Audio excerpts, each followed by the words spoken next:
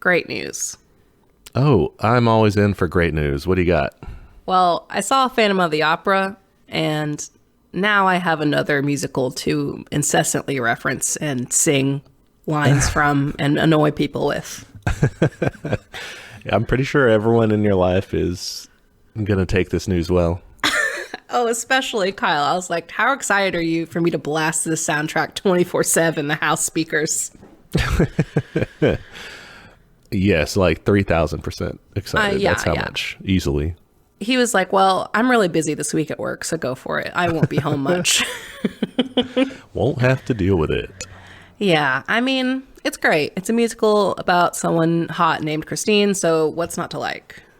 Yeah, that's pretty much what most musicals should be about. But I agree. More musicals should be about worshiping me. well, we'll see if we can get them to work that in there. If you're writing a Broadway play, let me know. I've got some suggestions. What are we doing this week? I feel like we're both annoyed that we're doing this. Well, what was our thought process of it? I mean, well, let's cover what we're doing. Why did we do this to ourselves?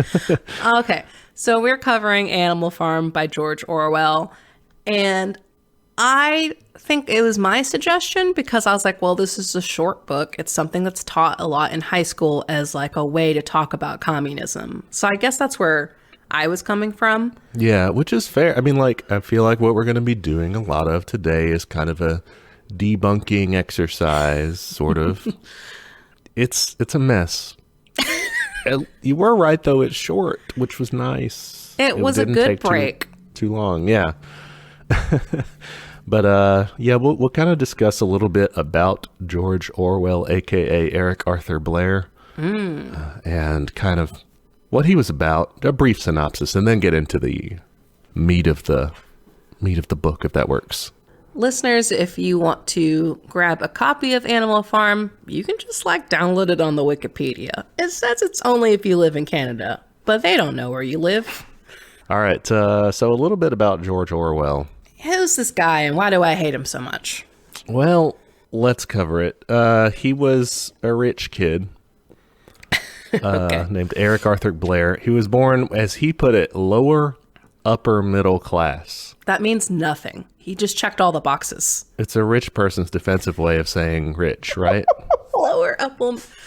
Okay. So rich but not rich. Upper middle class, but just like on the lower end of that. That's like trying to emphasize like we didn't have every, like that sort of thing. Oh, God, I hate when rich people do that. It's like, just admit it. Just admit that you're rich. So that's what he was. His father was in the Imperial Civil Service in British India. Definitely a good guy. So like a government worker. I mean, I don't know what he did specifically, but he went to Eton. So very fancy. That's like yeah, that's like the boarding school, prime ministers and shit. Yeah. And then ends up joining the Indian Imperial Police. Some of my favorite words combined, imperial and police. I mean, ACAB all the time, but like Imperial Police sounds worse. Way worse, like impressively bad.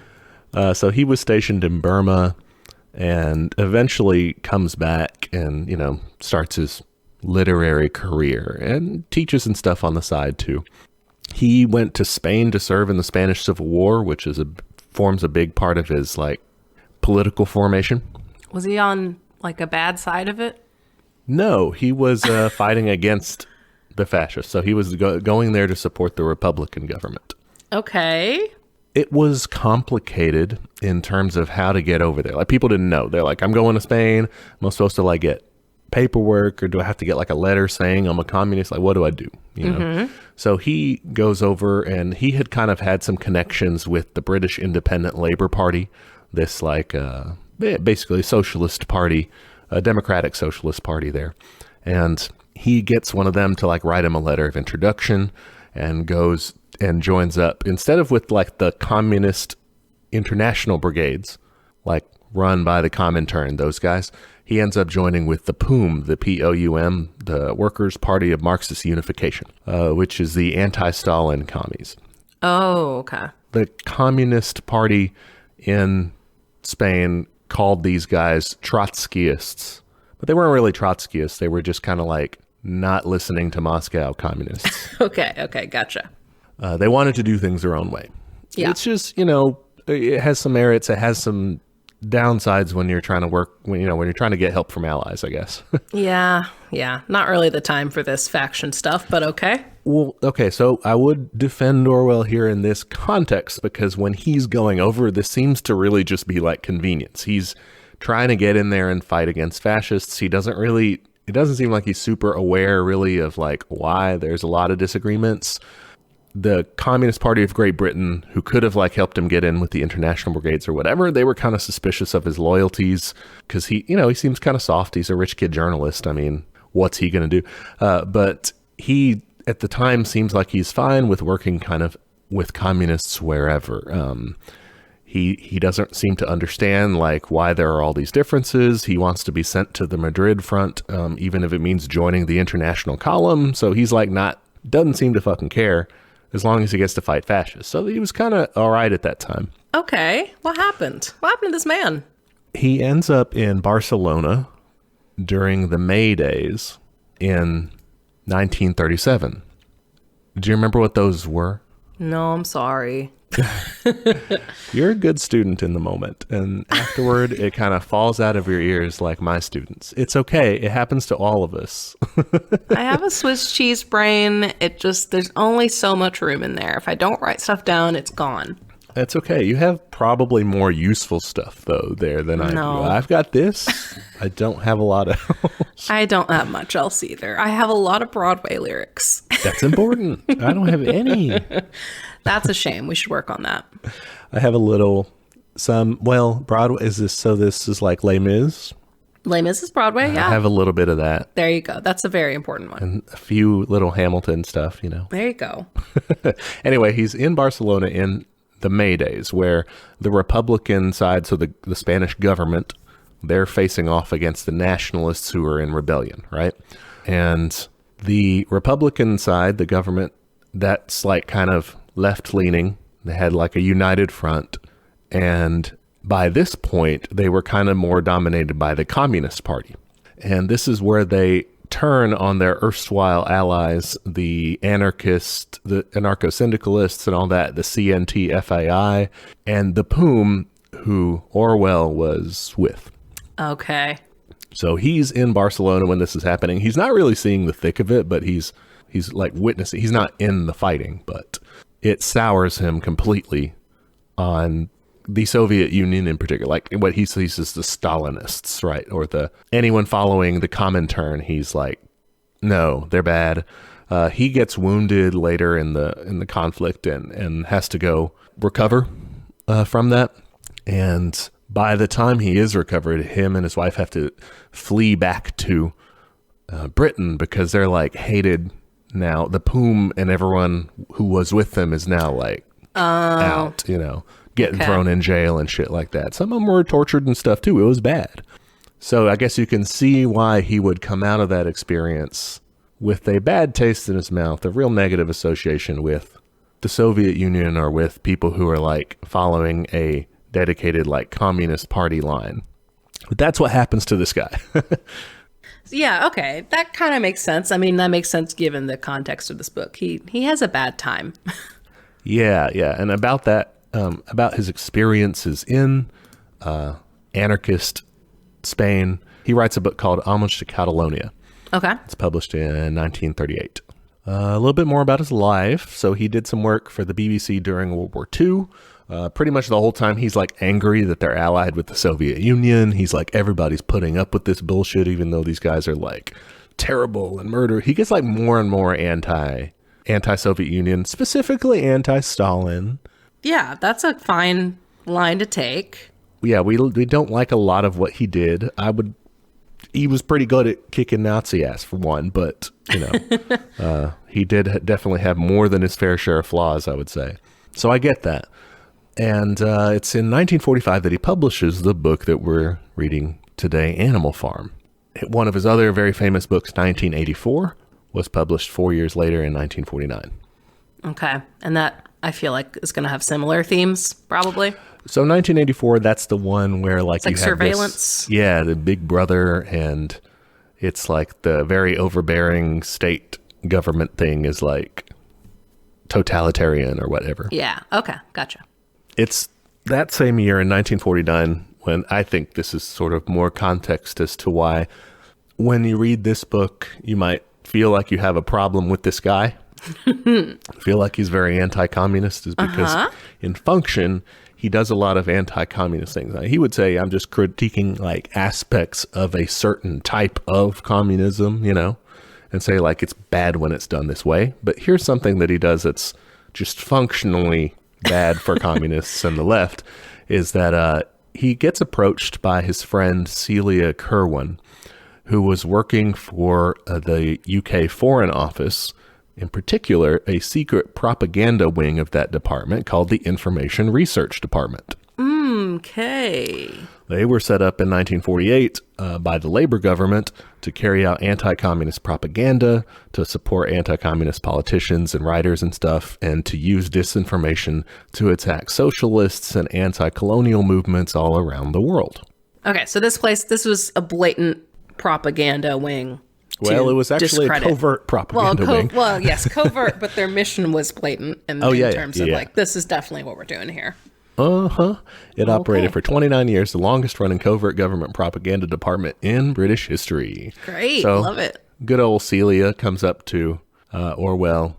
He's like in hospital at this point or something, he's not doing well. But anyway, he gives her a list of people he considered to be sympathetic to the Soviet Union, or as he was calling it, Stalinism, right? A list of people who were in any way unsuitable as writers for their propaganda department. He was working from this larger personal list that he had because he's that type of guy. Wow. 135 names that he kept on his own of people, and he was just kind of labeling them as like crypto communists or fellow travelers. What does that mean? So crypto communists is like secret. They are, I can tell that they're a communist, even though they're not openly communist. Okay. He's like a gaydar, but for communism. Yeah.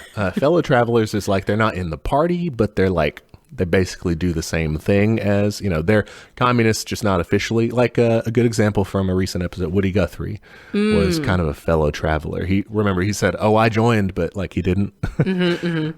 Anyone he thought generally too sympathetic to communism, he put them in the list. He would also make like all sorts of weird notes about them, like this guy's a Polish Jew, or or stuff like that. Like generally things that he found suspect about people. Okay. And so anyway, he turns over a list of 38 of these people to the IRD and says, hey, watch out for these guys. Wow. Okay. So he gets these people blacklisted. Yeah, pretty much. Well, from the government propaganda department, but still he's I don't think they wanted that job. He's giving the intelligence department, those guys like a list of people to watch. I mean, that's what they're going to do with it. That's pretty rough. That's closer to the end of his life, and he shuffles off his mortal coil. But that's if you were reading this already, you did the reading ahead of time like a good student, and you came away with it like, man, this guy, I don't know, kind of. There's some reasons for that. He was a cop that snitched on fellow communists. I mean, not to say he didn't do like some good things, I think, but that's his complicated story. His overall personality, I would say, based on this book alone, is like a reply guy. I don't know if I'm using that term correctly. Oh, but what is? Yeah, I thought that you might be able to. I don't actually know. Let me see if I know what it is. Let me see what a reply guy is. Okay. Yes. Okay. I guessed correctly. A man who frequently comments on tweets or other social media posts in an annoying, condescending, forward, or otherwise unsolicited manner. Especially posts by women, which we need to talk about that too. Ooh, okay. It's just that to me, he comes across as a guy who's just like, told you so. Like, I gotcha. With that voice. Yeah. Okay. I can see that. He does. He has a kind of like a smarter than you. Mm-hmm. It's because he went to Eton. I mean, those guys are like just apologies to any listeners who went to Eton. Maybe I'm getting that all wrong, but my understanding of it is that's like the posh you know when you're talking to someone from Eton because they'll mention it 5 times in conversation or something. It's the Harvard of England, I guess. Yeah. I'm sure there are exceptions, but he does come across that way. Like, okay, do we want to get into this book? Let's get into this book. All right, we've already... You can tell my review. We've slapped Orwell around enough. Let's... Okay, very brief synopsis is there is a farm and the animals take over it and run it themselves. And this is all a very like thinly veiled to the point of there's not really a veil anymore, guys. Analogy or metaphor for communism. Allegory. That's the word I could not think of. Yeah, allegory. There we go. So yeah, that's the 5,000-foot view or whatever. And basically things start out cool and they get bad. Yeah, that's the long and short of it. Did you know actually that there are versions of this, specifically a film adaptation commissioned by the CIA? Whoa. And published or whatever in 1954, where the ending is not, it does not get worse at the very end. At the very end, instead of what we'll talk about here, the ending is changed to have the animals get help from other farms in overthrowing Napoleon. Oh my God. Of course. Yes. That's delicious. Yeah. So wow. If you loved this book, so did the CIA. Yeah, that's your first problem. Your first sign. Friend of the show. Friend of the show. They probably listen, I mean. At this point, I'm sure they do. If we're doing a good enough job. Someone out there, someone in the intelligence agency is like, that's their beat. Yeah. Why the hell did I get assigned this? I know I fucked up the last job, but come on. Come on, guys. I can do it. It's some poor intern. All right. Anyway. All right. Let's go through this.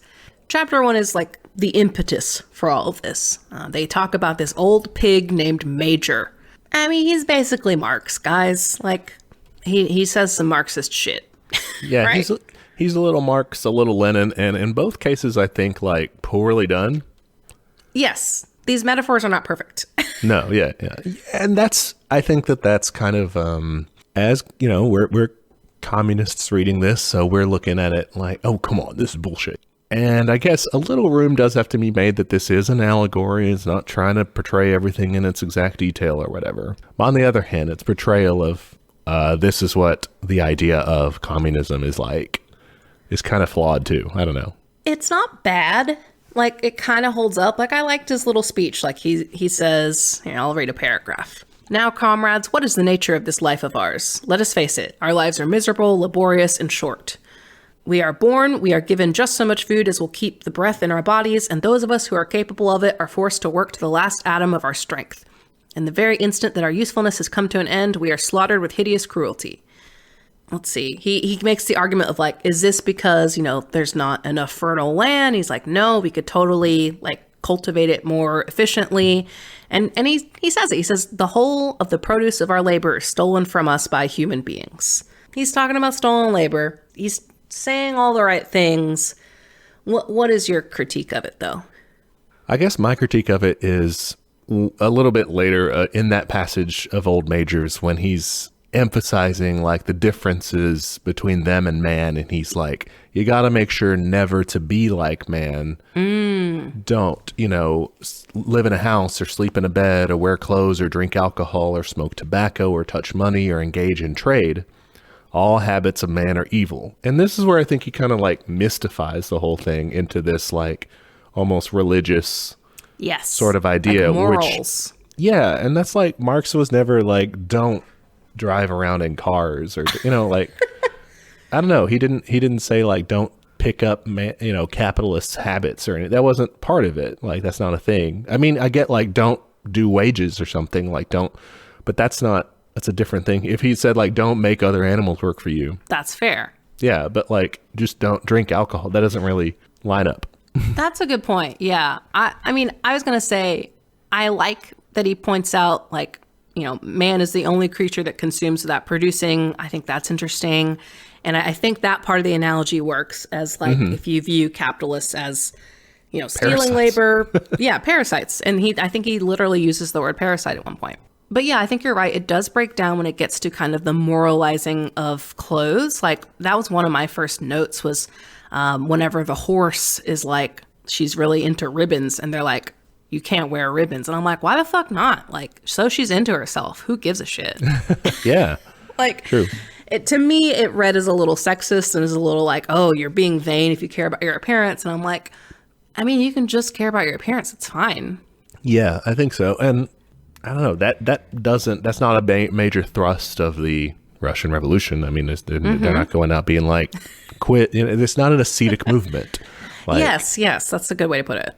Among the revolutionaries, there are people there who take influence from, so one thing we mentioned was Lenin being very obsessed about that book, What is to be Done? And that was kind of advocating an asceticism of like, only eat raw meat and get buff. And I forgot about that. And Lenin was like, well, that's cool, like be dedicated to revolution. But he wasn't out there saying, in his book clubs, he's not out there saying like, you gotta eat raw meat and get buff. Yeah. That wasn't a thing. Like, I don't know. That just seemed like an unfair criticism.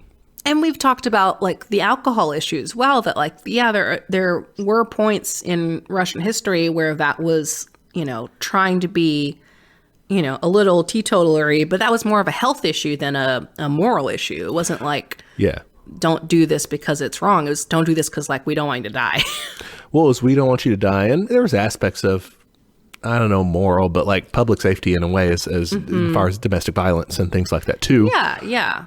That was, I don't know if it was so much periodically as more like, that was like the entire breadth of the Soviet Union pretty much. Okay.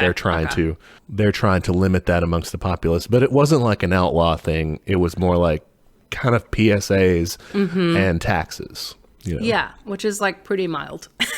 Yeah. I agree that's the big problem. For me, the next big problem is, I think the weakest point of the book is it sets up a hierarchy of intelligence among the animals. And it makes me so mad. I think this guy is a fascist. So why do you think that? Because if this is an allegory, the idea is that the pigs are smarter, and so they pick up the commandments faster. They pick up reading, and they're just super smart. The dogs are next, and then like the goats, and it goes all the way down. Right. And so it sets up this hierarchy of like innate intelligence, which makes sense in an animal context. Because you're like, yeah, a pig is smarter than a chicken. Like pigs are super fucking smart. They're different species. That's the thing. They're different species. And it just is a really bad faith take in people and like the general public of like, everyone's so stupid. They're just going to listen to whoever is smart, which is not how anything works. Yeah, and that's interesting because he's trying to set this up and say, oh, isn't it tragic? Like the pigs abuse their power. But if he's, like you said, if he's distinguishing, okay, these animals are this smart, they even have the capability of reading and leading and whatnot. Like the pigs are, by his definition, kind of the only ones that could do something, right? Like, they're the only ones smart enough to put it together. So it like takes all of the power and agency away from like the general population in a way that's really uncomfortable. And like there's passages later where I'm just like, why did, like, there's this one, I know I'm kind of skipping forward here, but where they're talking about Clover, the big horse, the lady horse, mare, that's the word. And she is like, they said, oh, if she had the words to say it, she would say this. Like she was thinking about how things used to be better and blah, blah, blah. And I'm like, she's thinking about it. Why doesn't she have those words? Like, why are you half-assing this? You can see what he's trying to do by saying, okay, but it's also just easily solved. Like he's trying to look at Tsarist Russia and say, okay, here's where everyone's social class was. You had the vast working class. They're strong but stupid. You have and just this sort of thing. And he even mentions it in here that like they do a really good job of like educating people or something. Doesn't he say something like that? So yeah, let's get back to the synopsis. They, after this speech, like the old major guy, he teaches them a song, which kind of comes back a few times, and then he dies a few days later, and the pigs start like spreading the word, and they call it animalism. And they teach all the other animals. They boil it down to some principles, and they start like, I mean, they start organizing basically. Yeah. What was your thing? I was saying about the literate thing. Because they do mention that by the autumn, almost every animal on the farm was literate in some degree. Okay, here's the thing. I can't tell if that's like just they weren't clear about how literate they were, or did people regress? Some of them regressed, I think, because they keep saying how, like, though the animals keep forgetting things and they have a really bad memory, which I mean, they're animals, so But fine. again, if this is an allegory, like pigs can't write and read, so like, why can't horses remember things? True, yeah. You can't be just, you can't do it both ways, I guess. Yeah. But yeah, and then even though they have this, like, literacy campaign or whatever, the different groups like get it to different degrees. You know, the pigs, they can like read and write perfectly, and it shakes down again, I guess, to this intelligence thing of different, which isn't a thing. Like, if you just give education to people, they'll be able to, you know, achieve more or less within the same range of ability. Yeah. That's the weird thing, is like there's this very weird caste system that I don't understand the point of. Like, it is completely setting up this farm to fail. And it's like, I get you're doing that because obviously you're anti-communist, but like, I don't understand it as an allegory. Like, that doesn't make sense. Like, not everyone is stupid, and like, that's just such a fucking jerk way to see the world. I don't know. The only good version of Animal Farm that I could see working for Orwell, taking his stupid allegory thing or whatever and trying to make it work, is, okay, the farm should never have overthrown the current bad system until they convinced Jones to sell most of the animals off and replace them with pigs.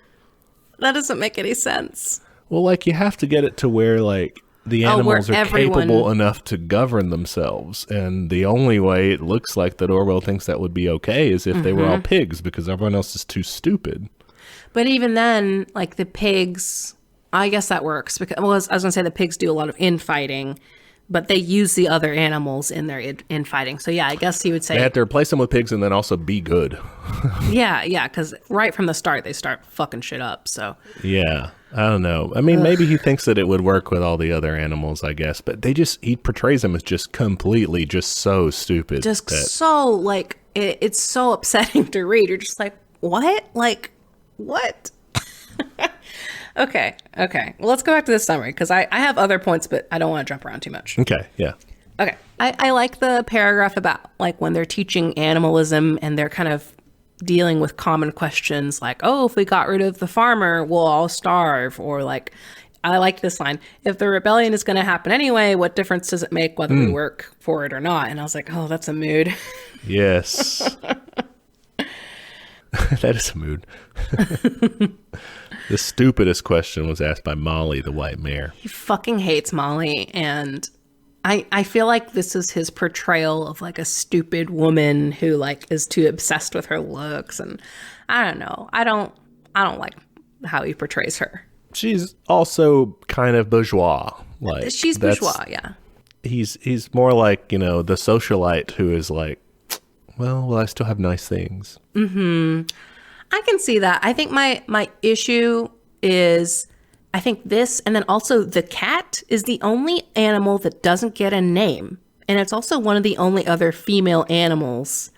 And it's, like, shown as this very self-interested animal. Like, the cat tries to convince the sparrows, like, oh, all the animals are friends now. Like, come sit on my paw. Like, very clearly trying to eat these birds.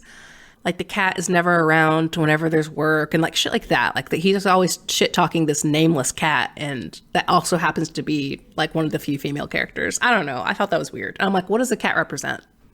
The cat, to me, was just opportunists or people who are always going to snake by, you know, just not really not interested in really the revolution at all, enough to be involved in it whatsoever, you know, just jumps in at the last minute for that one attack. But, like, they're just kind of in it to to benefit one way or the other. They were getting fine. They're getting along fine before, and they're getting along fine after.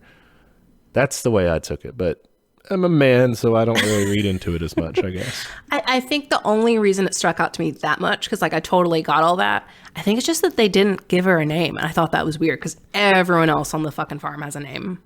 Yeah, but I mean, those sparrows didn't, the rats didn't. But those weren't mentioned as many times as the cat. Okay. I don't know. I thought it was weird. Okay, the next character that is very clearly a symbol is Moses, the pet crow. Oh, he's a raven. Excuse me. I mix those up. And he's like the pet of Mr. Jones, who's the farmer. But he basically represents like religion. Like he talks to the animals about something called Sugar Candy Mountain, which is where you go when you die.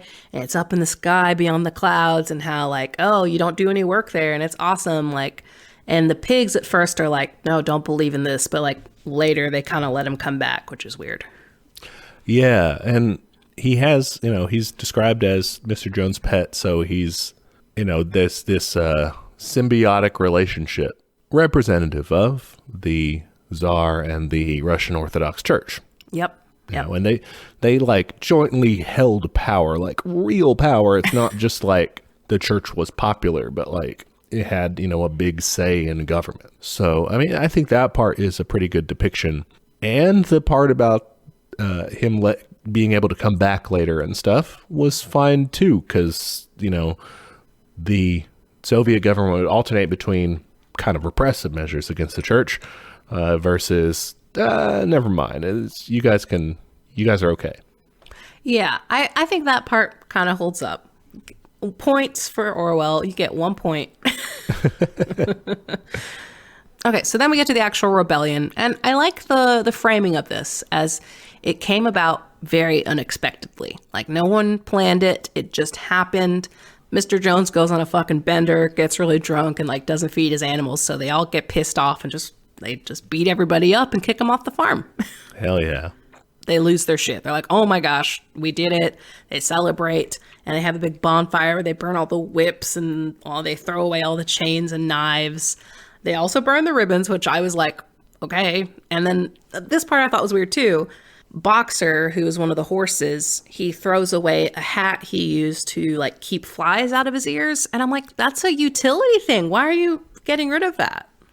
Well, Boxer was dumb. Too dumb to realize the difference. Okay. So he's probably portraying something like the working class will, because Boxer's the working class. He's just a proletariat. Just the working class and the peasantry. I mean, like anybody who's just regular, right? Yeah, he's like super strong, and he just always works really hard, and he's stupid. He takes that precept and says, well, okay, well, then it applies to this, and we'll just, it is able to be overzealous in things because of their inadequate understanding of animalism or, and of communism, right? So they just take it too far, or they do it in a dumb way or whatever. More just snootiness from Orwell here saying regular people, they can't do this. They're fucking stupid. Oh, I hate this guy. I like the euphoria that is described whenever they are like, it's like they're seeing the farm for the first time. And like, yeah, there's some like this and parts of Major's speech. Like, I'm like, this tracks, Yeah, they're singing the Beasts of England together. They go through the farmhouse and they're like, whoa, this was so luxurious. And then they agree, no one's going to live there. It's a museum, which I'm like, you should have burned this house, but okay. You burned everything else, but okay. It probably would have solved some problems doing that. But. It would have. Now the pigs are like, hey guys, we know how to read, so we're going to write down these 7 commandments. And the commandments are, whatever goes upon 2 legs is an enemy. Whatever goes upon 4 legs or has wings is a friend. No animal shall wear clothes. No animal shall sleep in a bed. No animal shall drink alcohol. No animal shall kill any other animal. And all animals are equal. There they are. I don't care for the alcohol one. And I also like sleeping in beds and wearing clothes. Again, the ascetic thing just doesn't make sense. Right. 3 out of these are unnecessary. Are just those, are just the don't be like man commandments, in in style rather than in substance, right? Yes. Don't follow certain behaviors that really have nothing to do with exploiting animals, right? If instead of doing those rules, they had expounded more on 7, all animals are equal, and said, okay, this is what that means. Like, you can't boss around other animals. Like, you know, you have to vote on everything, stuff like that. Right. Because, you know, all animals are equal. If you apply this to all of them, like you could say, okay, no animal shall wear clothes while the rest of the animals can't. Exactly. That's the thing. All right. I'm a Snowball apologist. I like Snowball. Yeah. One of the pigs. Well, you're designed to. Yeah, Snowball's fucking cool. So there's these 2 main pigs. There's Snowball and there's Napoleon. I'm guessing Napoleon is like Stalin. Yes. Is that who that's supposed to be? That's okay, right. I figured. Because he turns out bad, guys. Spoiler. And Snowball, is that Lenin? Snowball is supposed to represent Trotsky. Oh, okay. He's all about innovation and like committees, and I don't know. I think he's cool. I like his vision for like, we're going to work less eventually. Like, I'm kind of jumping ahead here. We'll get to it in a second. Okay. Okay. So then they have to get to work. They have to start pulling in the hay, and also the cows need milking. And this is the first misstep, which is they milk the cows and everyone's like, what do we do with it? And Napoleon's like, don't worry about it. And he definitely takes it for himself. And yeah, it's just like, why did y'all let that happen? Well, okay, but the flip side is, why did that happen? Like, what is the equivalent of, what are they trying to say? I mean, because Orwell's pigs take from step 1, they're never trying to do anything. They never seem like they're trying to do anything for anybody's good but themselves. And like, say what you will about him, about the leaders of the Soviet Union, it does seem like they were trying to chart the course that they thought was best rather than just trying to enrich themselves. Some of them may have done that, but I don't think it was like their primary motivation. I think it's weird that it happens immediately. Yeah. Like, this is the next day after the revolution, and this motherfucker's like, yeah, I'm going to go ahead and start like literally skimming milk off the top. Yeah. Like, I think I would have bought it if this was more of a gradual thing, or if it happened late. And it is kind of gradual, like it escalates, obviously.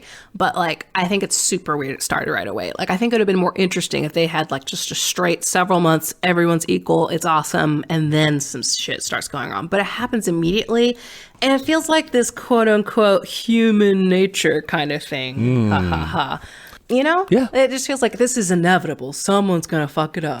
Yeah, and I think for Orwell, that's not a bad characterization of something he would believe. I mean, you know, he, as a democratic socialist, he has some notion that there needs to be some sort of a state, some sort of, you know, people's organization of some sort. I mean, you know, and he was with the anarchist groups and whatnot. But I mean, I think that he's a lot softer in terms of his socialism and stuff. He's not like a super, super radical guy. And it seems, I don't know, one of the things that comes across to me in the book overall is this like desire for kind of a common, quote unquote, common sense approach. My big, besides the intelligence hierarchy, which I just think is fascinating, I don't know of many other ways to parse that out, because it sounds like everyone has a place, which is what that is. But besides that, my big issue is that I can't tell what his ideal is. Like you were talking about, like, what is the perfect farm here? That it's only pigs, or like, what do you want? Because you're clearly unhappy with the current system, and you think that no matter what, it is inevitable that corruption is going to happen if you try to go for communism. Like, what is the fucking solution? Like, that's why I call him our reply guy. He's just like, nothing's gonna work. And like, I'm skipping ahead. I can't hold it in anymore. I gotta fucking talk about Benjamin, the worst character in this book. Benjamin is that the self-insert donkey? Yes, he is the self-insert donkey. He's just this guy. Every time he's like, I don't want to get involved, but like he knows what's going on. Yeah. Like he'll be like, I donkeys thought so. live a long time. Like, I hate this donkey so much. Yeah. Well, okay. I think I know what Orwell's good ending. What's his ideal? His ideal is that old Major stays alive, and they run things the way that first meeting ran. Okay, so this works well if you really barely ever have any problems, and it should be fine. But remember that first meeting, right? They say, okay, well, let's put it to a vote. Are the rats and everything, are they comrades? And they have a vote, and if there's a divide, but they have a majority decision and they do it. Orwell's critique as someone who, is critical of Stalin's Soviet Union or whatever is always like totalitarianism, right? Like there's no democracy. We should have more. So he would say, well, we just need to do that, but like vote, have some sort of parliamentary mechanism or just some sort of popular democracy, like in like Soviets or whatever, do it. But according to him, everyone's too stupid. Yeah. It's a combo of good pigs and virtue. I guess everyone else just has to be virtue. They're too stupid to be good, really. But like, they have to, Yeah. It doesn't really seem like there's a good way out of it because, still, how do you come up with animalism? You still had to have some enlightened pig come tell you, I've seen the mountaintop. Here's the good thing. Yeah. Like, it doesn't seem like he's offering any solutions, just like fucking Benjamin. It's just like, I'm just gonna sit back and watch this shit happen, and just like, and I you were talking about how he was involved in these kind of left causes, but he spent most of his time shitting on the left. And it's like, I totally agree, you can critique from within, but if you're doing it to the point where like most people only know you for that, yeah. Like your two seminal books are about shitting on communism, maybe you did something wrong. Yeah. Like maybe you should have spent more time shitting on capitalism because they're the ones in charge right now. Like that's my big issue, is that like you're not helping. Yes. I would agree with that for sure. Like you do need critical voices. You're right. For sure. But he did spend entirely too much of his effort on it. Yes. To the point where it's like, I assumed he was just rampantly conservative based on this book. Right? Yeah. And that's a reason that's why it's taught in middle schools and whatnot, is just as an anti-communist piece, And it's strange because if you do read it, from a communist perspective, there's like glimpses where you can tell he's trying to give socialism as he sees it, whatever that, like a version of socialism that is good. Or at least good intentioned, maybe, is as far as he goes, Yes. Maybe too idealistic to really work, but like it's nice, right? He does, there's that portrayal, but it fucks up, right? Well, I think it's not that it fucks up. He paints it as if this is an inevitable fuck up. Like this cannot work. I think so, based on his maybe it's just a function of setting the allegory on literal like farm with different species, but that dooms it to failure. It definitely does. Like, I don't see how you get around that. And yeah, that's kind of what you were saying about it. Just, it's a fascist idea. I know he's not a fascist, but it's a fascist idea to have everyone has a certain place in society, like innate to them. Yeah, that's pretty weird. That's pretty gross. So continuing with our synopsis. All right, we're on chapter 3 now, if you're following along. They get the hay harvest in. They do even faster than Jones ever did. So this is kind of where I understand a little bit why the pigs are in charge of like, they're kind of supervising it, and like it's a little vanguard party kind of thing of like, yeah, they know like how to run things. I'm like, that's fine. But I think, again, the problem is that no one else has the chance to try to do that too. They're just so radically different in ability, I think, is where we're getting hung up on, because like it would make sense if you have like cleverer animals and dumber animals, but within a narrow enough range to where like, yeah, like some people like end up, with certain skills and stuff that they develop, or that they are, feel like they have a natural tendency or whatever. Like, yeah, like you're going to have people who are better suited to, they're big and strong, they can work and stuff. And you got, nerds who are not as big and strong and have, be in the intelligentsia, fine. But it's just such a big gulf between them. There's like, you could never have Boxer working out the plans, nor could you ever have the pigs building the windmill. Like it. Yeah. It's cartoonish. Yes. Okay. I like his positive portrayal of how it feels whenever you're producing your own food and, the land is yours. And, with the worthless parasitical human beings gone, there is more for everyone to eat. And it does sound very idyllic. So I don't know. That's the part you have to gloss over. If you're trying to teach this in an anti-communist way, like American schools do and stuff, is like, yeah, you just have to be like, they had a little bit of time, but obviously it was already on its way out. We saw them steal milk already, so we know that this is soon to fail. But sure, they thought it was nice for a little bit, Yeah. I would hope for like a kid reading this book in class just to be like, well, why? Like that's my big reviews. It didn't have to be this way. Yeah. Like why? Clearly there was something good here. Yeah. And he even says everyone worked according to his capacity. I mean, yeah, that's straight up Marx. That's cool. Shits on Molly some more because she doesn't like working and all that. She would disappear and just kind of avoid work. So is it just the argument that yeah, some people will just not work? The most charitable reading of it is a class critique of the petty bourgeois, the people who had it good beforehand, right? Molly's not depicted as really suffering beforehand, I think. So people like that, they just want their creature comforts to continue and they're not really into the whole hardworking thing, which makes sense. Yeah, I mean, you're going to have some of that. And same with the cat. I thought this line was strange, though. So, he's talking about how the cat would disappear, too. It says, but she always made such excellent excuses and purred so affectionately that it was impossible not to believe in her good intentions. I'm curious on, the metaphor for that. What, again, I know we said she's, the self-interested person, but, I guess she's just, very persuasive or, because that is a weird passage. Yeah, I didn't think about that. Listeners, if you know who the cat is, let us know. Yeah, to me, it came across as very opportunistic people. Maybe I'm closest to the criminal analogy of just someone who's skating by, whatever. But I don't know why they're so beloved. But yeah, that's the part that was confusing. Why do they like her then? I don't know.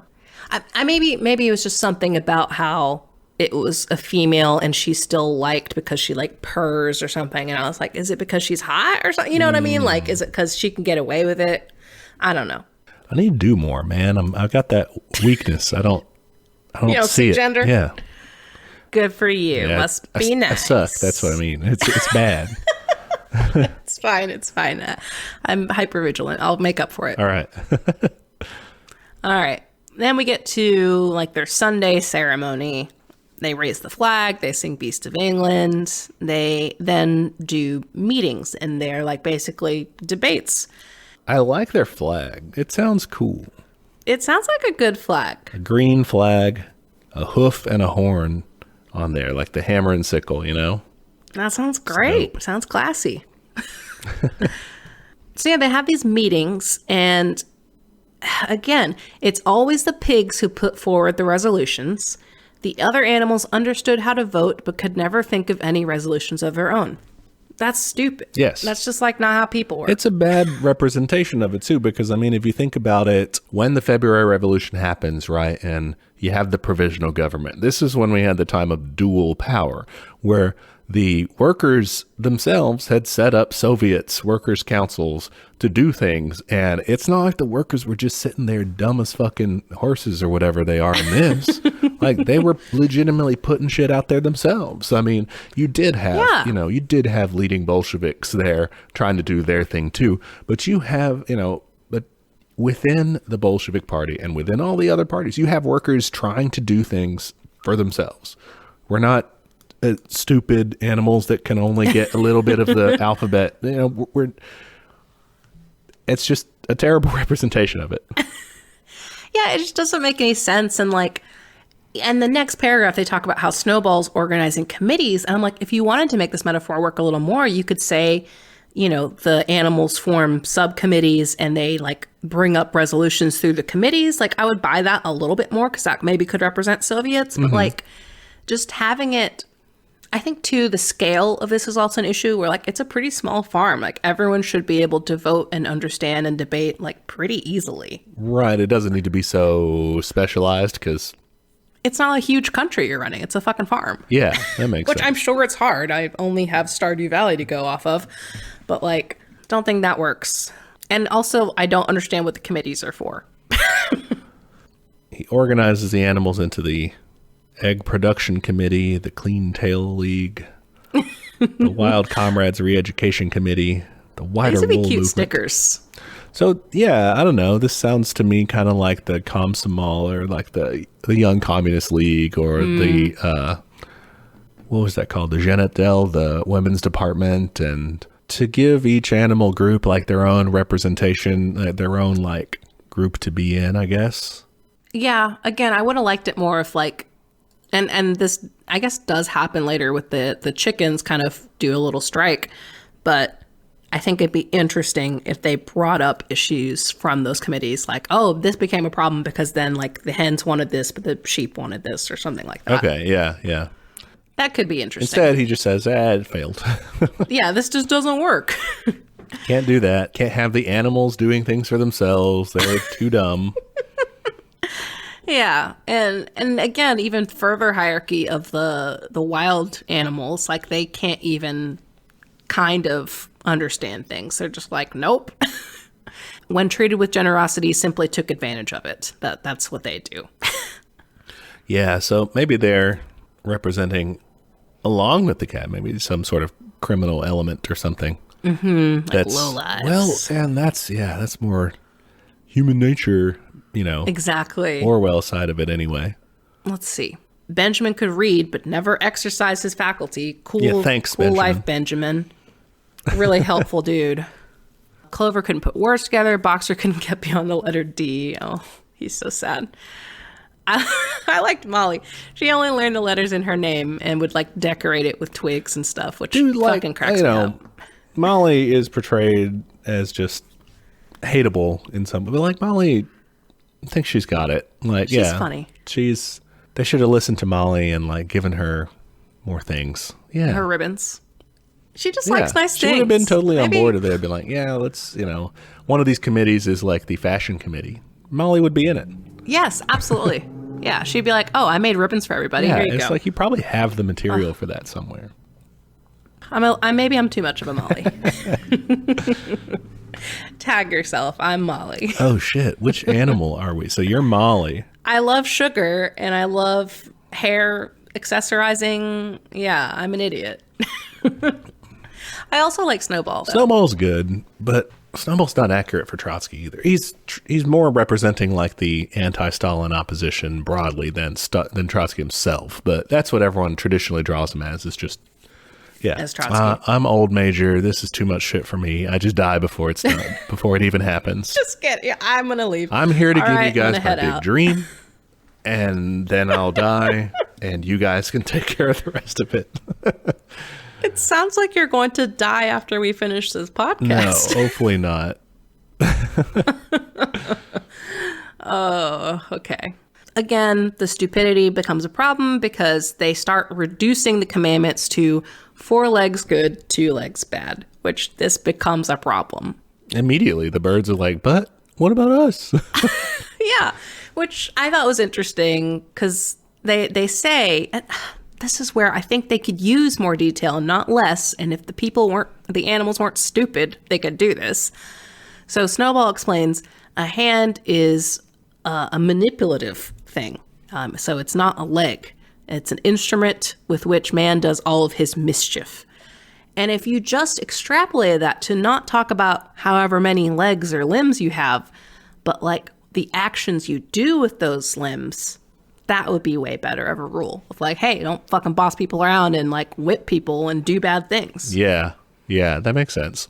I think this is the start of their slide into oversimplification, which leads to like bad interpretation of animalism. Right, yeah. This is where they first say, hey, you only need to know the basics. The pigs will take care of the rest.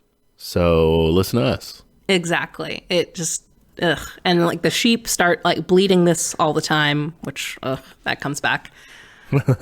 Let's see. Oh, Napoleon starts getting interested in education by stealing himself some puppies.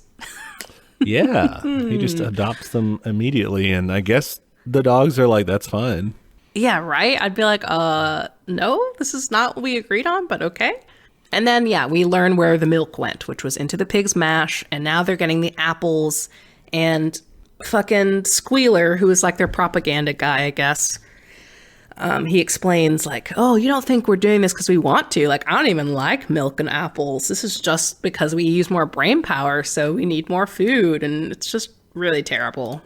Yeah, Squealer's interesting. So Napoleon is Stalin, Snowball is Trotsky, and Squealer is, his mannerisms are modeled, I think, off of Vyacheslav Molotov. They describe him as like really persuasive and like energetic. See, that's the part that, so Molotov was never the propaganda minister. So they don't really have like that sort of an alignment. But the reason I say that is because Molotov could really twist things in whatever way. I think at some point they mentioned that like he could turn white to black or something. And Molotov had that way about Stalin. I mean, like he was crucially loyal to Stalin all the time.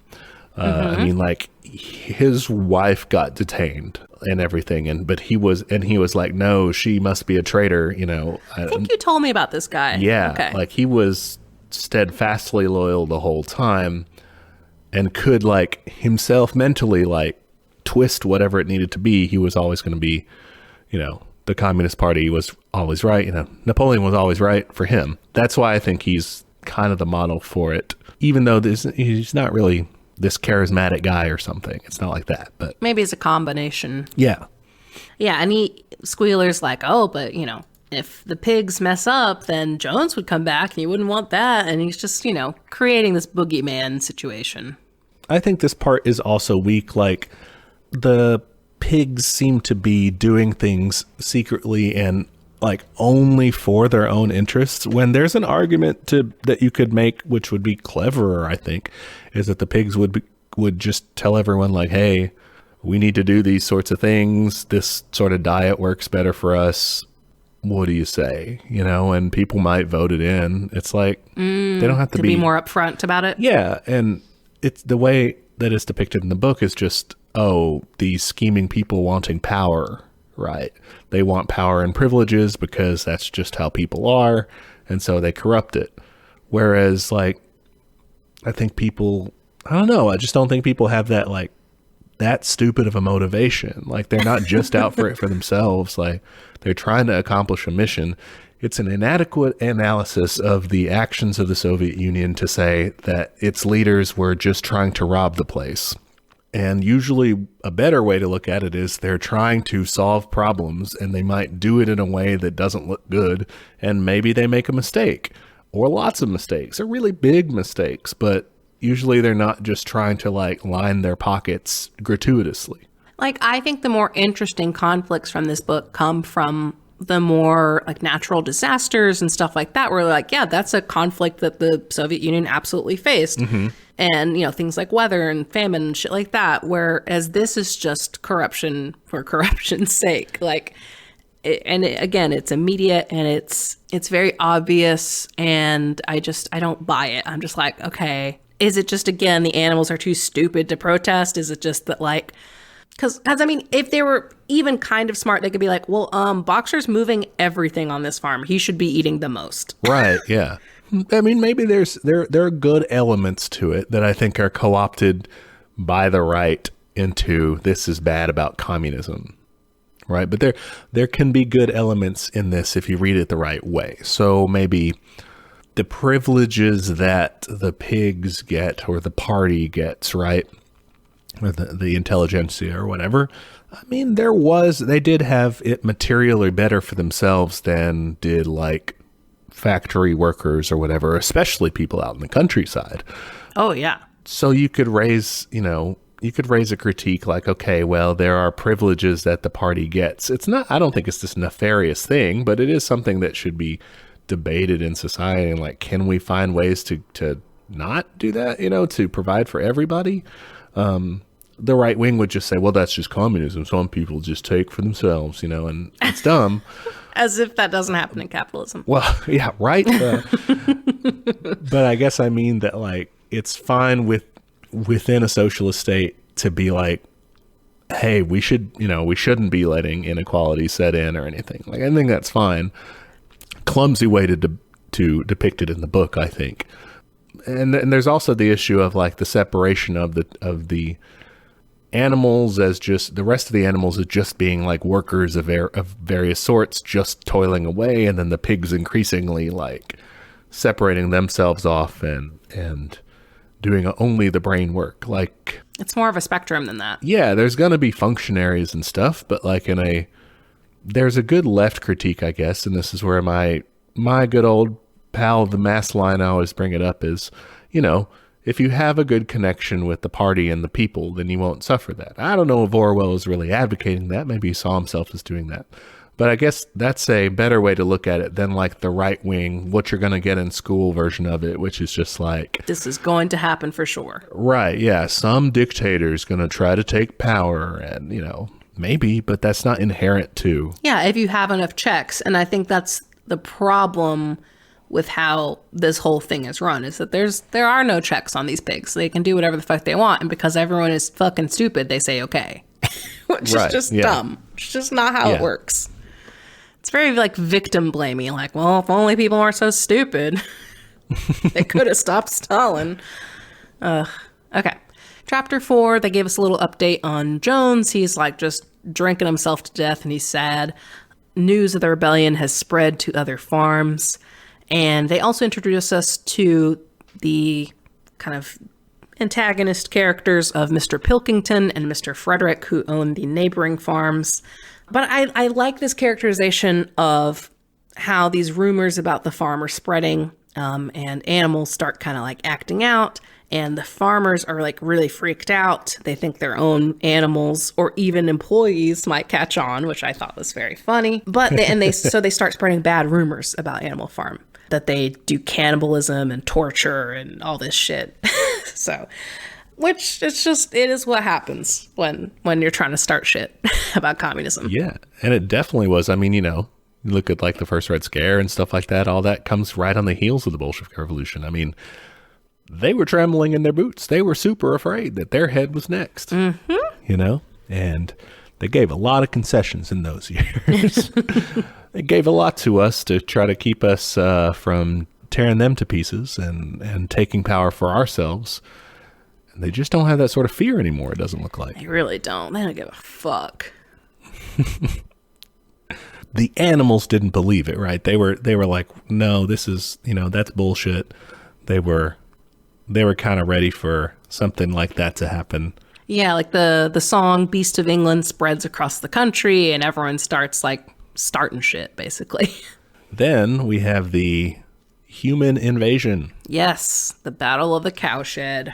All right, so Snowball fucking crushes it in this battle. He like leads because he read about Julius Caesar. He like does diversion and a surprise attack and all this shit.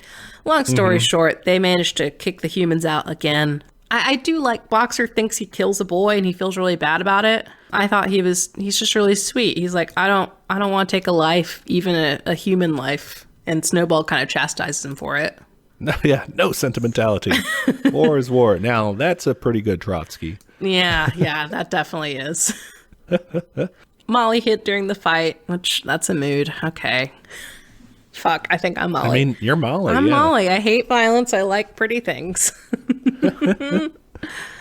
And then they give, it doesn't matter, the decoration, the medals, and the guns. I mean, it does kind of matter. They had previously abolished ribbons, right? Oh, I didn't even think about that. Like, are medals like clothes? Yeah. I mean, it was just some old horse brasses, they said, but it's something. It's a little decoration. It is a little decorative. They should have just given like 3 medals to Molly for hiding. Very good. Good job at hiding. Oh, just to keep her happy. It was a covert operation. So yeah, just to keep her happy. Just keep her on their side. Oh. So yeah, they come up with Animal Hero First Class and Animal Hero Second Class. I'm sorry, the dead sheep should have gotten First Class. That's the one that actually died. Like, Yeah. I thought that was bullshit. They should just been animal hero. Yeah, you don't need a classic, guys. No classes. They decide to fire the gun twice a year. I think there's more and more ceremony coming into play. I'm okay with it at first. I'm like, yeah, that's fine. You can do it on the anniversary of the battle and then on the anniversary of the rebellion. But like, I think it just kind of sets up later how they get more and more ceremonial. Yeah, I think you're right about that. At some point later on, he kind of sets up this whole thing of like, oh, things are really difficult, you know. They're about as difficult as they were before. But when they hear the stirring tune and they see the flag, we'll talk about it a little more later. But yeah, that's what they're leading to. I think they're setting it up here. All right, now Molly defects. I'm sorry. I'm not Molly in that I would not defect. Here's where you depart for the nearest capitalist. No, I would never. So yeah, Molly just runs off to another farm. She wants ribbons. She wants sugar. She's over it. They decide to never talk about her again. I know I said I'm a Molly, but I would never defect. Okay. All right. Just making that clear. Good. I do want ribbons, but I would not defect for them. We're just going to make you head of the fashion committee. That's totally fine. I could do that. What next? The bitter winter. Okay, yeah. So again, we start getting more and more, or I guess less and less democratic. So it had come to be accepted that the pigs, who were manifestly cleverer than the other animals, should decide all questions of farm policy, though their decisions had to be ratified by a majority vote. And then they talk about how Snowball and Napoleon just debate all the time. There are constantly shifting alliances in the early Soviet Union. We talked about that when we were doing the Trotsky episode, how they, like, it's not that they were constantly at odds just to be at odds. Like, they just had different opinions about a lot of things. This one makes it sound like it's just for fun. Yeah, that they just don't like each other. Which they did have some personal animosities or what have you, but it wasn't just... This was a much less charitable reading of it, of like, the reason Napoleon didn't like Snowball's plans was because he wanted to take over. Like, that was his plan. I don't think that's really fair at all, and saying that not as someone who thinks that Stalin does everything right, It's Napoleon is portrayed too nefariously, in my opinion. He's just... I agree. Evil for evil's sake, just power just to be powerful. I agree, and like this is where they bring back the sheep, and they start interrupting Snowball's speeches with 4 legs good, 2 legs bad. So like clearly Napoleon is like trying to form factions, and he like pisses on Snowball's plans for the windmill. Yeah, what the fuck? Let's talk about the windmill. Okay, yeah. This made me love Snowball. Because he's going fully automated. I'm wearing the shirt, guys. By the way, go get a shirt. He's going for fully automated luxury gay farm communism. Not space, just farm. Maybe they'll go to space one day. But he wants to build a windmill so that they can build dynamos, which I guess is like electric power. And he's like, oh, we can heat our stalls. It can do like threshing for us. It can like do all of the work for us. We'll have a 3-day work week and it's going to be rad. Yes, let's do it. That sounds great. How could anyone be against this? They set it up as, one, Napoleon at first doesn't have any reason. He's just like, it's not going to work. Like, that's his big reason. And then later they set it up as, vote for Snowball in the 3-day week and vote for Napoleon in the full manger. So he's saying, oh, we should work on increasing food production. They did fine in the last year. It said they did better than Jones. So like, wouldn't you think logically, okay, if we had like a surplus last year, we can definitely knock out this windmill this year? Maybe, I guess. Yeah. I mean, I don't know, because the windmill ends up taking so long that like, it probably wasn't going to get done in a year, but... I don't know. Doing a lot better than Jones is pretty easy because Jones ran such a shitty farm. Like, doing better than Tsar's times, right? Yeah, pretty easy. They got rid of the humans, and they're not eating eggs. They're not drinking milk. Like, you're getting rid of a lot of waste. Yeah, I just think you're still really, really, really far behind what they must be doing on the other farms. So they don't get into here, but you have a lot of catching up to do if you're the early Soviet Union compared to the imperial powers.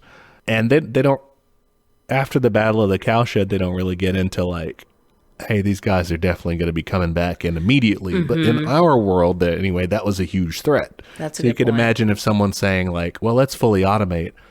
Maybe let's build up our defenses first. Or, that would have been better to give Napoleon as a line instead of just saying, well, I don't want to do that. Like, Yeah, that's a good point, because he doesn't later.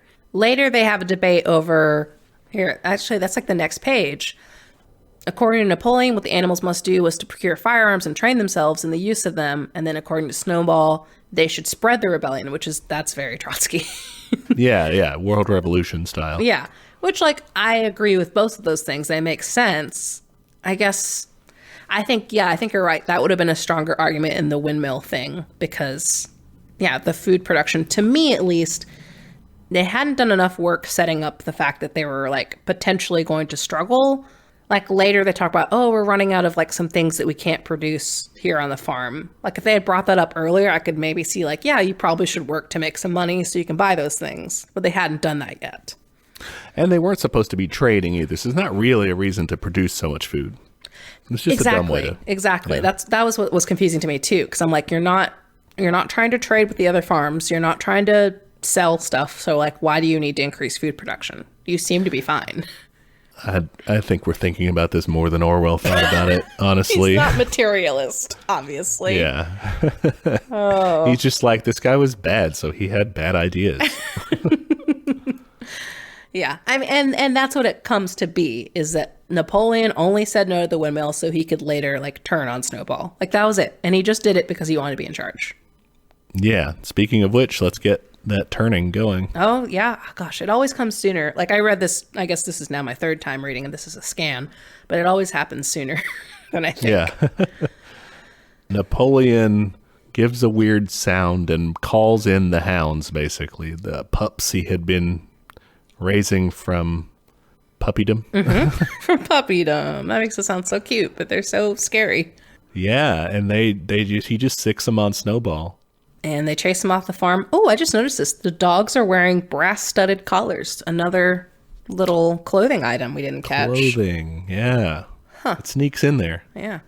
So, yeah, they chase Snowball off the farm. And Napoleon immediately says, no more Sunday morning meetings. The pigs are just going to make the decision in a special committee presided over by himself and give orders out to the rest of them. You would still come on Sundays to salute the flag and sing the song and get your orders, but there's no more debates. And this next sentence, once again, I'm just hammering this point home. In spite of the shock that Snowball's expulsion had given them, the animals were dismayed by this announcement. Several of them would have protested if they could have found the right arguments. And they even do, like, some of the pigs, like 4 of the pigs, speak up and they complain, and the dogs growl at them and they get scared. So, yeah, I mean, and the pigs being the only ones that can possibly do that. But again, yeah. The Soviet Union its form of government, it can be said, didn't allow enough popular input in terms of keeping with what the people wanted or whatever, like, whatever democracy, whatever a Soviet democracy would have looked like, like more direct input from people, I guess. It's a fair critique, I want to say. Yeah. I think that tracks historically. I think allegorically, though, it's like, again, this didn't have to happen. This is just bad faith actors. Again, it also comes down to that division between, like, what he might have meant versus what it functionally ends up being. Mm-hmm. Because what he might have meant is probably not to really be a fervent anti-communist or anti-left thing, but that's what it's used as, I mean, you were talking about when he turned over those names, and, like, all I was thinking was, like, intent versus impact, man. It doesn't fucking matter what you meant to do. Like, you fucked people over. Yeah, that's the thing. And when he's writing this and saying, like, yep, and then it devolves into a dictatorship. Like, that's all you get when you read, when you read this. There's no nuance. There's definitely no nuance. And that's, I don't know. I feel like maybe we're speaking from how we were taught this book. And not by anyone who, like, came across as, like, a super right-wing person, but just the regular American interpretation of it, even from a liberal perspective, is like, communism this is what Looks happens. good on paper, but it doesn't work. Yeah. And I wish I could remember more about how this was taught. I want to say it was like maybe late middle school or early high school when I read this. Well, it's like these beautiful utopian dreams can be corrupted by someone seeking power. You know, allowing this one person who says they can solve it to take over, and then everything ends up terrible. I mean, again, though, it's not like he was painting Mr. Jones as a good alternative. It's not like, and the essence of animalism at the beginning was very good, and like those first few days were very good. So it's not like a pure black and white. I mean, it is a very like heavy-handed metaphor or whatever. But I mean, there are some good points about like socialism in there. So it's weird to me that it was taken so the other way. Well, because I think it's an easy move to make for the right wing, because all you have to do is say, look, you came up with this good sounding idea, but actually it was stupid. In theory, it's cool, but yeah. You should have stuck with Jones and tried to change that system for the better somehow. How would you even, like a pig gets on the inside? Like, I don't even know. No idea. But, you know, it's also just like a sinful Mr. Jones. If you had like a good, you know, you have these good alternatives. You have Pilkington and whatever who are good at running farms. You just need an enlightened despot at the top to run it right. And then it's fine. Oh my God. The problem was that the animals tried to take control in the first place. They should have, you know, coming up with their stupid ideas. It should have just been a good farmer in charge. There's no way someone, I mean, I know there are people who come away with it like that, but that's horrifying. All right. So immediately they start like changing people's memories. Oh yeah, because they're like, wait, but how was Snowball bad? Yeah. Right? So Squealer goes around making his rounds and he says, first off, hey, don't think that Napoleon enjoys taking all this power. It's, you know, he would be happy to let you make decisions for yourselves, but sometimes you might make the wrong decisions, and then where would we be? And then, yeah, he calls Snowball a criminal, and everyone's like, what are you talking about? He was like a war hero. He's like, oh no, his part was like very exaggerated. He was definitely a criminal. And so they just start planting these seeds of doubt in their apparently stupid and gullible minds. Which, I mean, they're animals, so maybe they're stupid, but they can talk, so they're not that stupid. Exactly. They could do a lot of things. And Boxer adds, Napoleon is always right to his personal motto list, which includes, I will work harder. Oh, Boxer. I love Boxer. I love Boxer too. He's so sweet. He's a good horsey. But he's got the Stalin did nothing wrong line. He does. He's a tanky. Yeah. Tanky Boxer. Tanky Boxer. Okay. Oh, they start saluting at the old skull of old Major. Yeah. That's kind of weird and ceremonial. Yeah, and this is where he's a little bit Lenin-y because of the embalmed Lenin mausoleum thing, you know? That's right. That's right. Oh, and then Napoleon reveals, like, oh yeah, we're going to build the windmill. Napoleon apparently was never really opposed to it. He just wanted to draw Snowball into rebellion or something, right? Yeah, it was, let's see. Yeah, that Snowball stole his idea, and he wanted to get rid of Snowball because he was a dangerous character and a bad influence. And oh, I love this line where Squealer calls it tactics. And like, that's all he says. Like, oh, it's just tactics. Tactics, comrades. Yeah. So stupid. Okay, chapter 6. I mean, things get worse. They have to start working more because of the windmill. Their rations are reduced. This line was really stupid. They said that Napoleon abolished like the no work on Sundays rule. And it says this work was strictly voluntary, but any animal who absented himself from it would have his rations reduced by half. So definitely not voluntary. Yeah. So yeah, they kind of fuck up their regular farming because they're so focused on the windmill, and like they describe how difficult it is to build because like they're animals and they can't like use their hands. And this is where they start to feel some of the shortages of things they cannot produce on their own, which I thought this was an interesting point of like, yeah, it is very hard to have a completely isolated utopia. So things like oil and nails and string and, you know, horseshoes, stuff like that. They are going to have to figure out how to procure that. So Napoleon's like, okay, we're going to have to do some sort of trade, which like sucks, but whatever. So he was planning on selling hay and some crops and maybe eggs, but like the hens like didn't believe it at the time. They're like, oh no, they're never going to make us do that. And then everyone's like, trade? I mean, we're using money now? Yeah, didn't we say not to do that? That was one of the things. Like, we're not supposed to. Mm-hmm. Well, it is not cleverly done, I guess. Like, the new economic policy would have already happened before Stalin was in power, so there's not really a reason. I mean, like, old Major should have, or somebody should. I don't know. It doesn't, timeline-wise, it doesn't work. The Soviet Union was not just this completely moneyless place, and then Stalin comes in and says, money, Yeah, I think it works on, like, kind of a material level, because we always talk about, like, ideally your utopia or your socialist country or whatever can produce everything it needs and it's fine, but like we all know that's actually very difficult to do, and if you have everyone against you, it's not going to work out. So I didn't hate it. Okay, so it's more a critique of like the dirty details of running a socialist state versus something against Stalin. I was just because like Stalin he traded with other countries, but so did the Soviet Union before him. So I just was like, that's not unique to him. But as a broad thing, you're saying. Yeah, I guess because I didn't know as much about the timeline that I was like, yeah, this tracks. Like, you're eventually going to have to get something that you can't produce. That's fair. So yeah, again, Squealer just like fucking gaslights these animals and says like, no, we never ever passed a resolution about that. Do you have any record? Like, bye. Yeah, where is it written down? Oh, God. Then they have this Mr. Whimper, like lawyer guy. Yeah, so he agrees to be their broker. Oh, I like this. They're talking, they mention that every human being held it as an article of faith that the farm would go bankrupt sooner or later, and above all, the windmill would be a failure. They're just like Soviet Union bullshit, never going to work. But they end up with this like begrudging kind of respect for the efficiency of the animals, even though they're like, this is definitely bound to fail, whatever.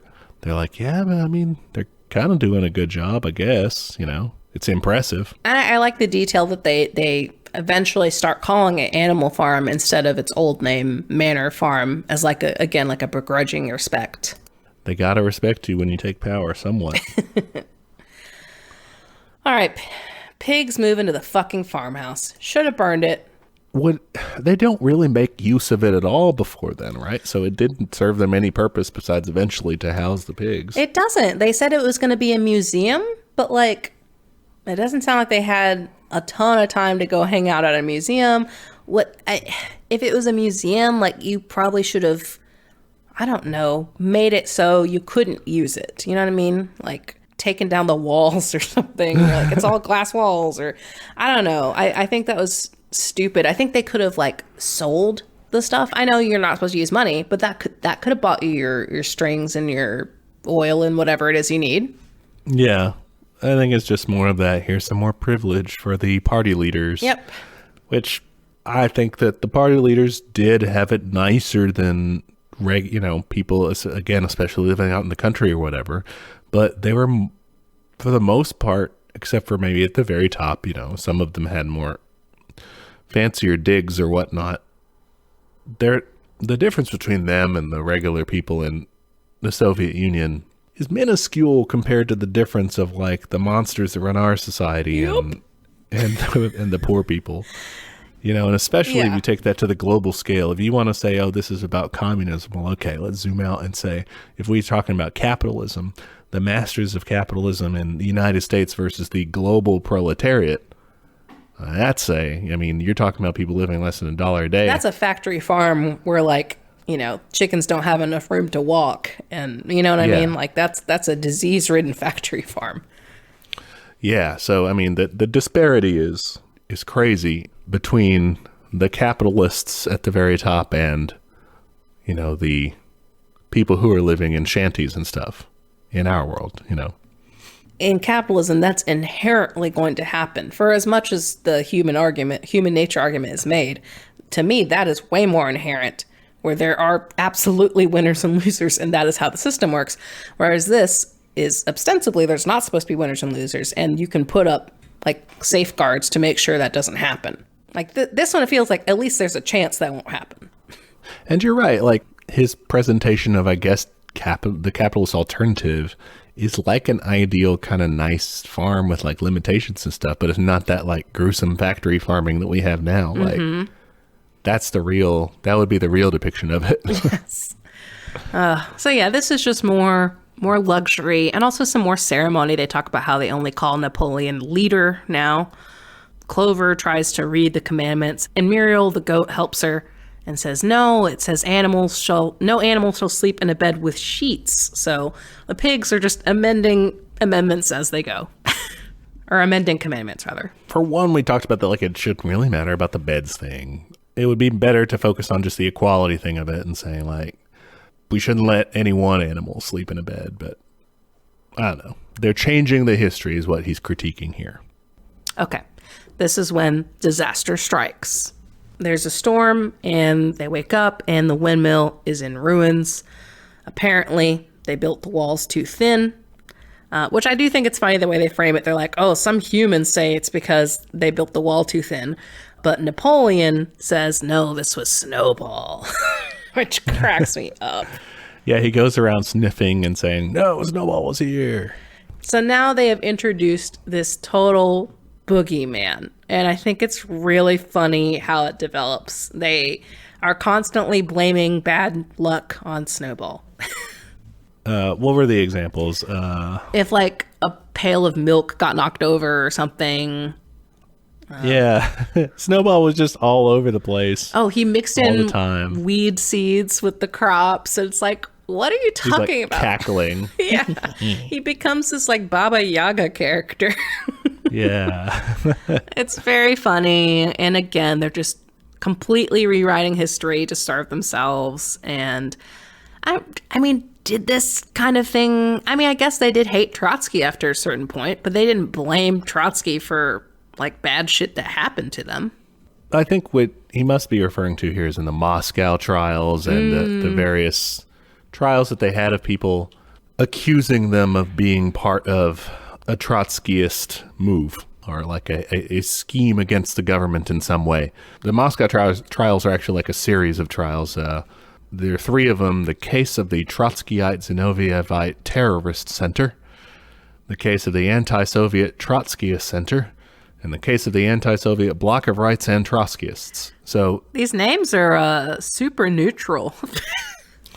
Yeah, it's just, and there are various, sectors of society. Eventually part of the Great Purge, they go after members of like the army and stuff and trying to weed out anyone who's suspected of having Trotskyist sympathies or whatnot. So they kind of start seeing Trotsky behind it's not such petty things as that, but like they start seeing schemes all over the place, and people get accused of being wreckers or sabotagers anytime, something bad happens at their factory or it underproduces or whatnot.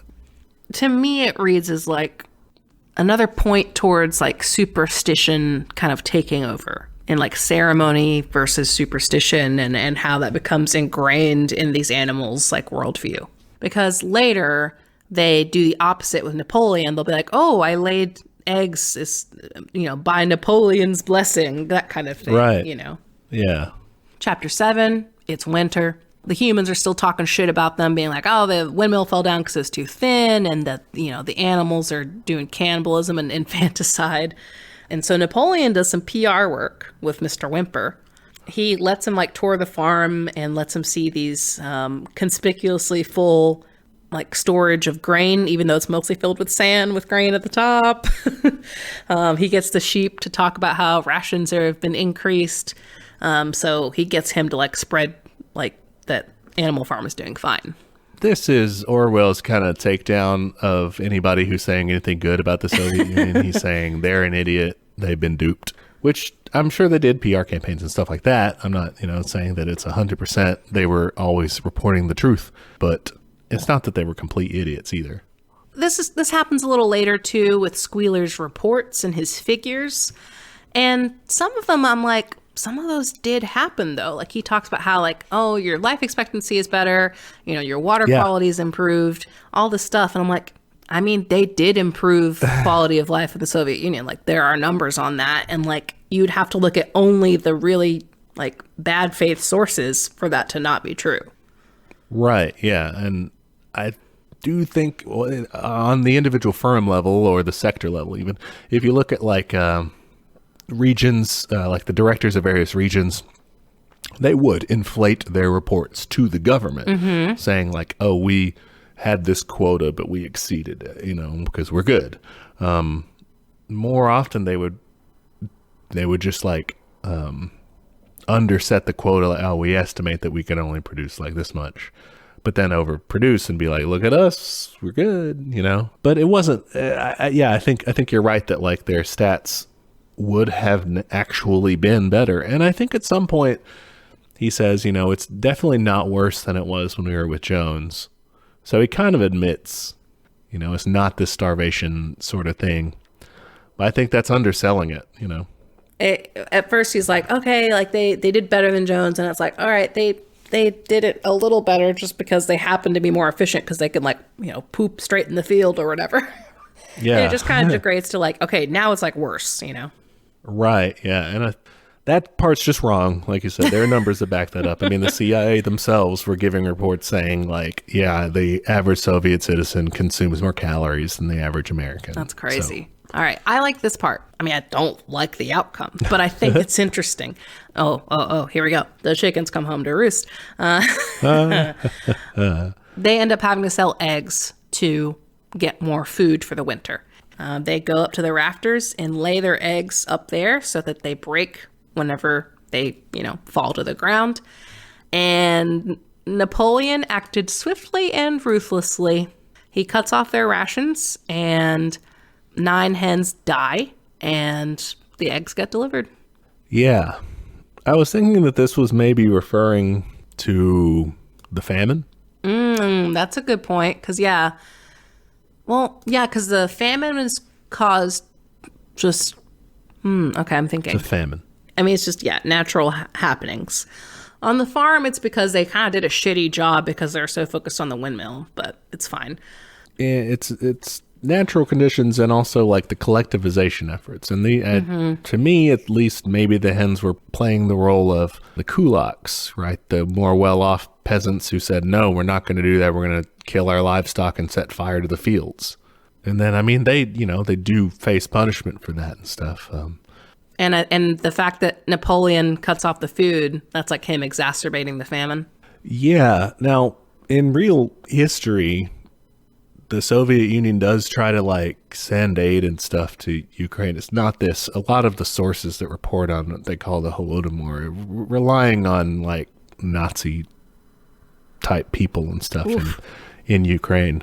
But like we mentioned I think because we did that episode where we talked about it, the overall conclusion was that the government probably mismanaged it in ways that, and Stalin being a part of that, mismanaged it in ways that made it worse. Here, I think that Orwell is being more direct and just saying that he does it, that he leads it. Yeah, I agree. I don't know if that's directly what they're trying to say. Yeah, it could just be like I don't know, some sort of labor strike or something, but I don't know. It could be. I mean, they had debates over labor unions, and eventually it was decided that, you guys don't need to have any input in this. Oh, great. But they didn't, like, kill, cut off their rations and starve them. Yeah. And this is where Napoleon is starting to consider selling some timber to one of the neighboring farms, and dude just really fucks this up entirely. He starts playing the farms against each other because one of them doesn't lower the price, and so he's like, all right, well, he goes back and forth between which one he's going to sell to, and it definitely does not work out.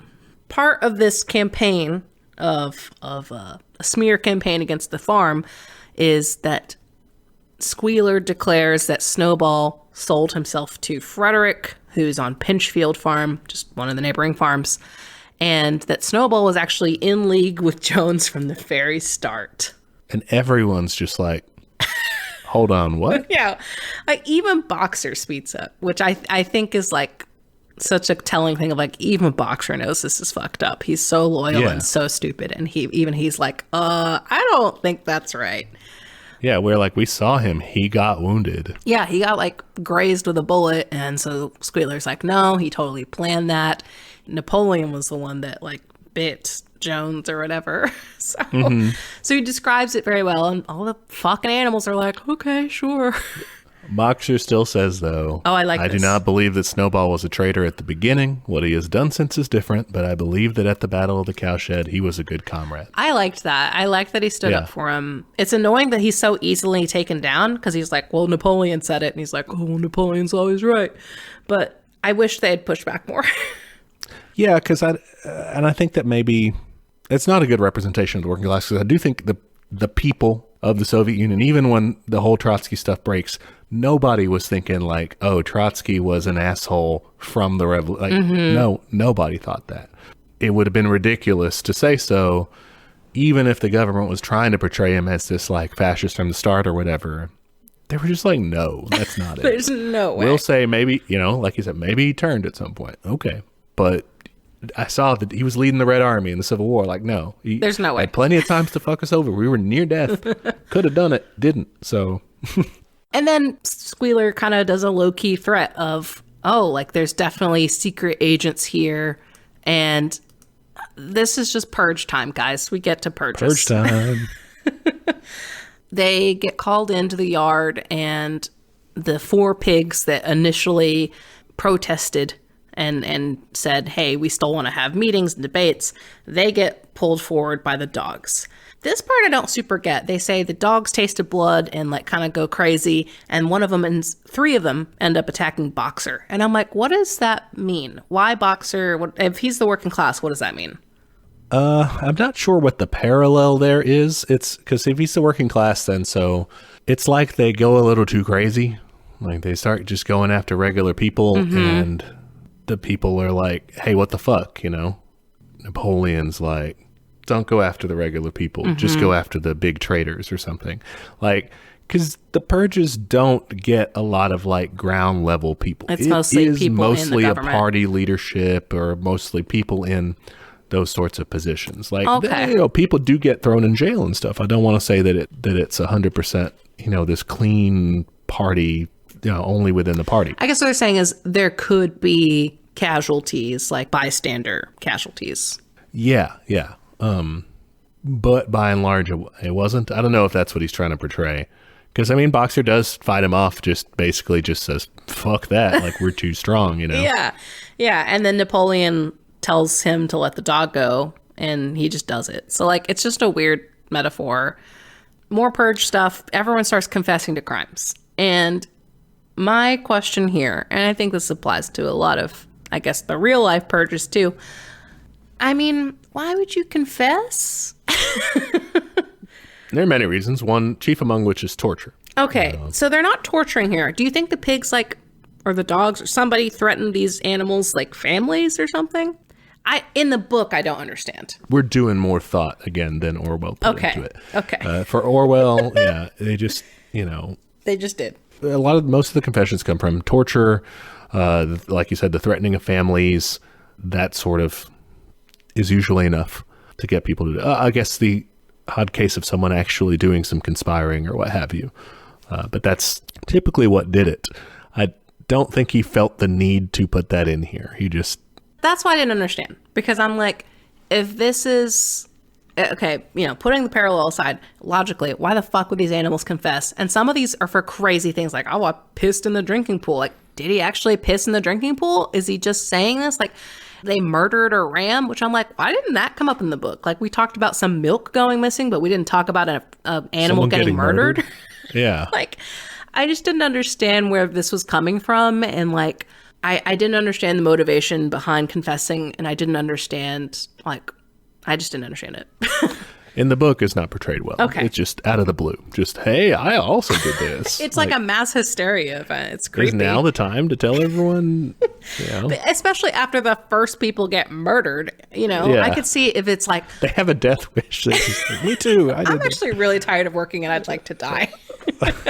If Molly were still here, she'd be like, I'm hiding all kinds of sugar. Okay.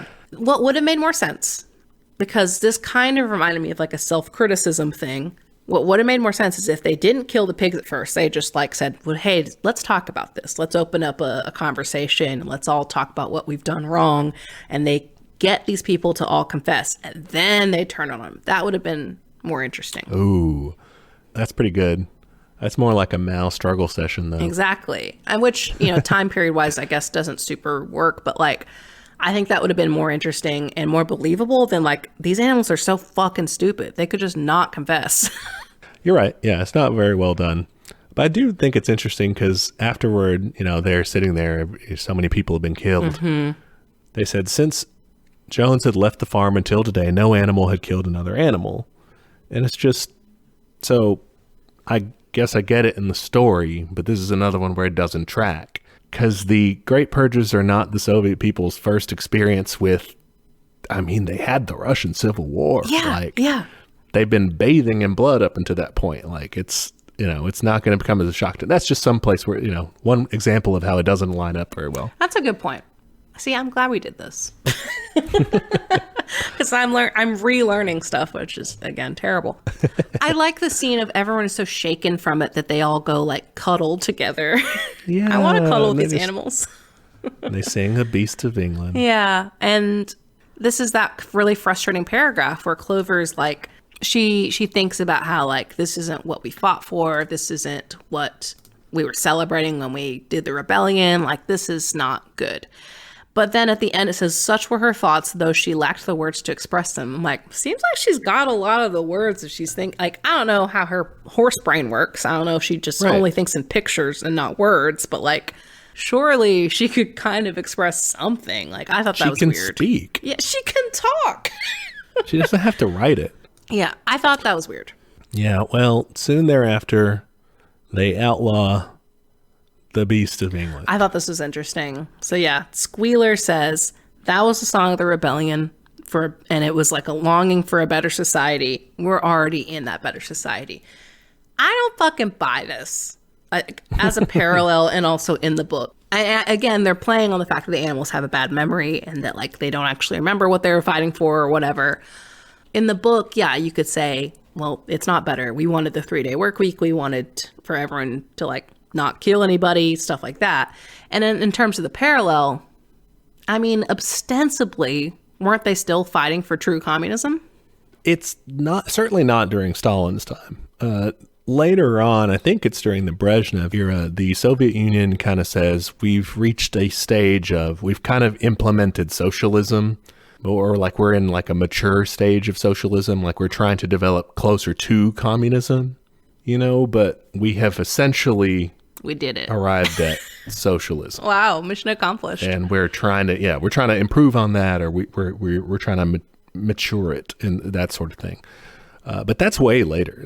During Stalin's time, they're not really even talking about that yet. They're still trying to like build the material base for socialism to work. Like they're still working to. I mean, they declare themselves a socialist state, sure, or whatever, but a worker state. They're not saying like, "Yay, we did it already." Yeah. I just thought that was weird. I'm like, no one would ever say that. Like, no, that didn't track for me. But the rebellion, I guess, if you're talking about just the revolution itself, that was done.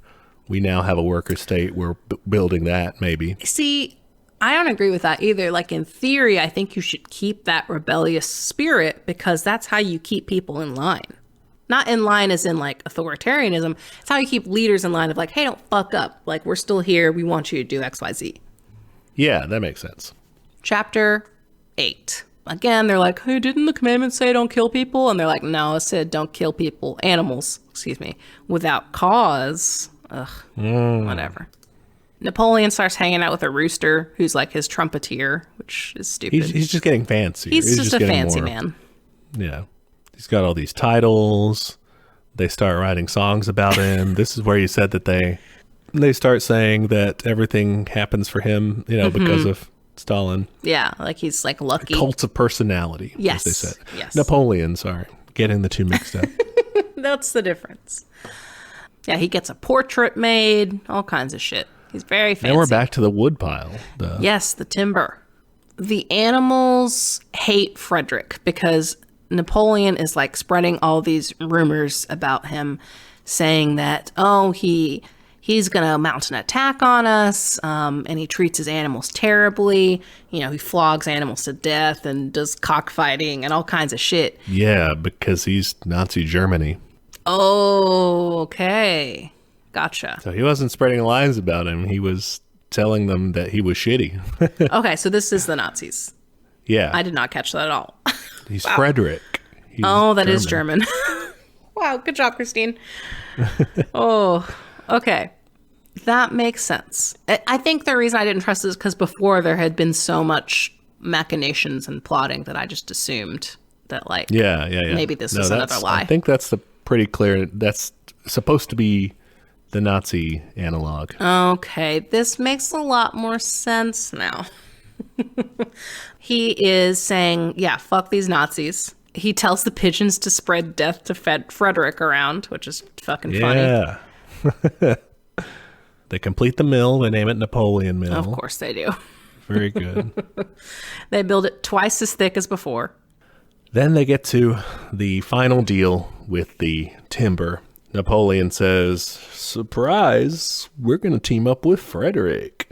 We're selling the timber to him. Is this the non-aggression pact? Yeah, the Molotov-Ribbentrop Pact. That's the alliance between, or the non-aggression pact, you're right, between the Soviet Union and Nazi Germany. And I mean, this breakdown is pretty accurate in terms of like its parallels. It says he'd been seemingly friendly to Pilkington, and so Frederick had raised his price. Basically, he was saying that like the deal with the Western world, the British and the Americans, you know, they weren't helping the situation at all. So to protect themselves, the Soviet Union signed a non-aggression pact with the Nazis so that they wouldn't get attacked right away. In this case, you know, we're selling the timber to you just to help us for now. Okay, that makes sense because, yeah, I think I got distracted by the fact that this was a trade agreement. So I didn't spend a lot of time thinking about it, obviously, but I was like, oh, I guess this is just about how like trade is complicated with communism versus capitalism. But then if you take out the trade part and just focus on the relations part, then like, yeah, the Nazi versus the West versus that makes a lot more sense. Napoleon's riding high. Everybody's like, damn, what a smart guy. And then it turns out he's been paid in counterfeit money. Ugh. And then it turns out that they're about to get invaded. Yes. And so Frederick and his men come to invade, and they end up having to retreat, and they send word to Pilkington and give him a note that says serves you right, which I thought was pretty funny. Oh, yeah. So I guess we did that. Well, not exactly. I mean, this is, you know, Churchill, who was famously like, let's strangle Bolshevism in its grave, was finally like, hey, I guess I'll side with the Soviets if it'll take down Hitler, because he's literally bombing us. So like a more realistic or a more fitting story would be if Frederick was also trying to attack Pilkington's farm. Yes, yeah. But I would say that the Allies were super, super slow about opening up another front. The Soviet Union constantly was like, open up another front. Come on. They're just invade throwing Northern men France. at this. Yeah. And slowly we were like, okay, we'll open one up in Italy. And that's not really what they wanted to do. Just come on, keep, you know, finally they did D-Day and all that, but that took a long time. And yeah, meanwhile, the Soviet Union was just hemorrhaging people. Absolutely. Frederick's men blow up the windmill, which is so upsetting. Assholes. I was so upset about that. They get really mad, and so they get a second wind and run the men out again. Some of them die, and everyone's injured, and they're like, you know, fucking distraught. And Squealer's like, we won, which is upsetting. I think this was a weird scene for me because it's like Orwell's trying to say like, what victory? Sort of. It sucked. But I mean, that was a big deal. That was. To fight that war. You know, it wasn't fun, but like you survived, you know, you've survived a war that was trying to exterminate you. Yeah, that's a good point. Like, being Nazis is nothing to sneeze at. Yeah. That's a good thing generally, guys. I'm going to go ahead and say that. Boxer says we won back what we had before, That's important. but someone tried to take it away from you. Oh, and that's where, yeah, they're sitting there questioning it like, this sucks, but they see the flag flying. They remember what has just happened. Songs and speeches and all that. Yeah. So he's kind of criticizing, I guess, patriotism in socialist states, maybe. And then the pigs have a party. Oh, yeah. They get into some whiskey. This is fucking great. I love this part. I just like the description of it from the outside of like, man, they heard a lot of loud noises, and then it was really quiet in the morning, and Squealer reports that Napoleon is dying, and then Yes. the alcohol is to be banished. You can imagine him laying in bed just like, oh my God. Yeah, this is exactly I'm what a gonna hangover die. is like. I'm dying, no more alcohol. Yes. Ugh, we've been there. We've all been there, Napoleon. Yep. But then he turns around, he's fine, and he decrees that actually we're going to start making alcohol. Yeah, it's got I don't know, the alcohol thing I don't see a big parallel to. It's not like the Soviet leaders were super, Boozy? like they just had this secret distillery or brewery thing going on. So I don't know. I mean, some of them were boozy, some of them weren't, but like it didn't seem to affect the affairs of state, broadly speaking. Yeah, it seems unnecessary, and it feels like it just goes in with, like, again, the clothes and the stuff like that. Yeah. The human traits of like, oh, Right. they're turning their back on their ideals. Yeah. Again, don't drive cars because capitalists drive cars, that understanding of socialism. That's what we advocate, by the way. Oh, yeah. Eat raw meat, get buff. That's what you do. Eat raw meat, no socialist. cars, throw your phone into the sea. Wait, how do you listen to this Yeah. show? Don't worry about it. I fucking hate this paragraph about how they come out and Squealer is stunned by a ladder with paint, and they're all like, I don't understand. They all rolled a 1 on their investigation check. That's exactly what that is. Everyone has a negative intelligence except for pigs. And I mean, Squealer is caught in the act of changing the commandments, and the next day it says, no animal shall drink alcohol to excess. This is ridiculous. You know who did know what was going on? Fucking Benjamin. Oh, Benjamin, I want to murder this donkey. And he's just like, what are you going to do? Asshole, tell people. Yeah, none of the animals could form any idea as to what this meant, except old Benjamin, who nodded his muzzle with a knowing air and seemed to understand, but would say nothing. Fuck This guy's you. useless. Worse than useless. He is. He's worse than, because it'd be one thing if he was just stupid like everybody else. But no, he knows. He's just, like, what motivates that? Like, why is he, it's not just self-interest. It's more like self-preservation. Like, if someone might come after me, I don't know. I understand this is obviously fucking George Orwell being like, like, I'm so smart. Mm-hmm. But I don't understand the motivation behind the character of, like, what else does he represent? Like, is he just a pure, like, kind of nihilist of, like, because he says things like, oh, it's always going to be this way. It's always going to be shitty just under different circumstances. Yeah. It's like the grizzled or like jaded old person that's just kind of like, I've been there, I've seen it all before. These new idealists, man, they think this is going to be any different, but it's not. It's just a new boss, Okay. There's new babies, mostly pigs. There's a ton of pigs, all Napoleons. Ton of pigs, yeah. So they decided to build a schoolhouse for the pigs, and it just gets more and more stratified. When a pig and any other animal meet on a path, the other animal has to stand to the side. Not a thing. There's no There's no parallel. Yeah. It's not like, get off the sidewalk. The Soviet officials are walking. Like, no. And the pigs get to wear green ribbons on their tails on Sundays. Sorry, Molly. Yeah, and the pigs eventually they get beer. Yeah, so they're just getting fancier and fancier. And this is when they do more ceremony. And this is that line that I liked. They were able to forget that their bellies were empty at least part of the time, which, yeah, that's what ceremony and patriotism can do. Yeah, but on the other hand, if they're as well off as they were under Jones, which is mentioned several times, then they should be okay-ish. Yeah. And then Boxer gets ill. This is the worst. Boxer collapses. His lung gets fucked up because he's working too hard. So Squealer's like, oh, we're going to send him to the hospital. He's going to get the best care.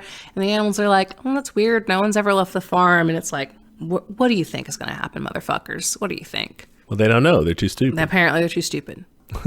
Quick question. At one point, they say the pig sent over a large bottle of pink medicine.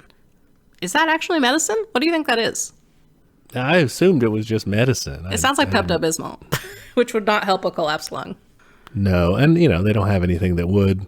But I didn't take it to mean like they were trying to kill him or anything. Yeah, I guess I just didn't understand, like, is this, because everything else the pigs do is fairly nefarious. So I was like, Is this a placebo? Is this actively making him sleepy maybe so he can't fight as much? I don't know. Yeah, I didn't get it. Anyway, long story short, Boxer is taken away, and Benjamin, for the first fucking time, because it affects his personal friend, decides to speak up. And he reads that the side of the van is labeled with horse slaughterer. They're going to take him off to be boiled down or whatever. Yep. It's announced that he died in a hospital, and they're like, no, the van only had that because... It was recently bought. Yeah. The vet bought the van and hadn't changed it yet, which is so fucking stupid. They were relieved to hear that, though. And, I mean, I guess the allegory breaks down a little here because now you don't have the representative character for the working class, so you're kind of, okay, what are you doing? But maybe whatever. It's the peasants? Like, after a while, you don't have peasants? No, it's not trying to represent that because, you still did have people living on collective farms and regular farms and all that, so. They do a whole ceremony thing for Boxer, and the pigs throw a banquet, which they do by buying more whiskey, definitely with Boxer's glue money, which is fucked up. Yeah. Pretty bad. Chapter 10, shit's bad. Several years have passed. A lot of people are gone. Muriel and some of the dogs are dead. Jones is dead. Jones is dead. Yeah. Yep. And basically, shit's really bad. It's prosperous and profitable. They never did turn the windmill into electricity. They did it for threshing. And they're working on another one that supposedly would be used for electrical power, but they no longer talk about it being for heating and for like luxury goods. It's just going to be for profit. Yeah, so they're essentially running like just a farm, basically, because they're saying, we use the windmill to grind or to mill corn, and that brings us a profit. And they're selling this many eggs and whatnot. Like everything's run pretty much exactly the way, the old capitalist farm was. Yep. I liked this detail, though, of Napoleon denouncing that as against the principles of animalism. And he says, the truest happiness, he said, lay in working hard and living frugally, which, I think gets back to that ascetic point that didn't make sense in the beginning and definitely doesn't make sense now. Yeah, it's nobody's actual, idea of Marxism. Yeah, no one thinks that. If anything, they're like, oh, that's a fairy tale. No one can live that nicely. But I do think it was a fair point to say, essentially the Soviet Union does end up, working as a, it's, I don't know, some people call it state capitalist or what have you, but it does capitalist-like enterprises and things like that, and engages in global trade and, is producing things in that way. Although they are socially providing a lot of things for their people more so than this is representing here. Yes. Yeah, because if this were more accurate, the animals would be getting fed more. They would have actual medical care and not be sent for glue. They would all be able to read. Some things would be better, for sure. Yes. Oh, they talk about fucking files and reports and memoranda. The Squealer says this is the kind of work that the pigs and dogs do, is that they take all these notes and then they burn them. It's so stupid. There was excess bureaucracy, as there is in lots of organizations, including capitalist ones, but it's not 100% that useless. It's not Brazil level useless. Yeah. Yeah. Some of it is, but not all of it. Yeah, that's dumb. Funny. Again, they still feel better. They're like, oh, but we're still equal. And then the pigs start walking. Dude, yes, this is creepy. It's very creepy. They start hanging out with the sheep, and then all of a sudden they come out and they see Squealer walking around. And then all the pigs start parading around, and Napoleon comes out walking, and he's got a whip. Oh, that's the worst part. And they trained the sheep to say 4 legs good, 2 legs better. Benjamin reads the new single commandment, which is all animals are equal, but some animals are more equal than others. If anyone ever quotes this to you with a smug look on their face, they're a loser. They're the worst. Just do not engage. just walk away. This person can't be saved. It's a classic dumb guy quote from this book. It really is. It makes no fucking sense. And I know that's the point of like, oh, it's just an oxymoron, you know, and these animals are just so stupid. They accept it. And it's just like, nobody's that stupid. But for Orwell, they are. I guess he thinks everyone's stupid except for him, the smart donkey. He went to Eton, so. It must be true. All right. Pigs basically become humans. Guys, I'm just going to go ahead and tell you the end of the book. They start wearing clothes. They're buying a telephone, they're smoking pipes, they're getting drunk all the time, and they eventually invite over the other farmers, including Mr. Pilkington. You know, they're playing cards, they're drinking, and the other animals are like peeking through the window. And Mr. Pilkington gives this toast, and he's like, you guys are so efficient, like, I love it. We're going to start doing some of this shit on our farms, and it's very gross, and some of this didn't track. I'm like, I don't think the West necessarily like took advice from the Soviet Union, did they? Well, here's what they did.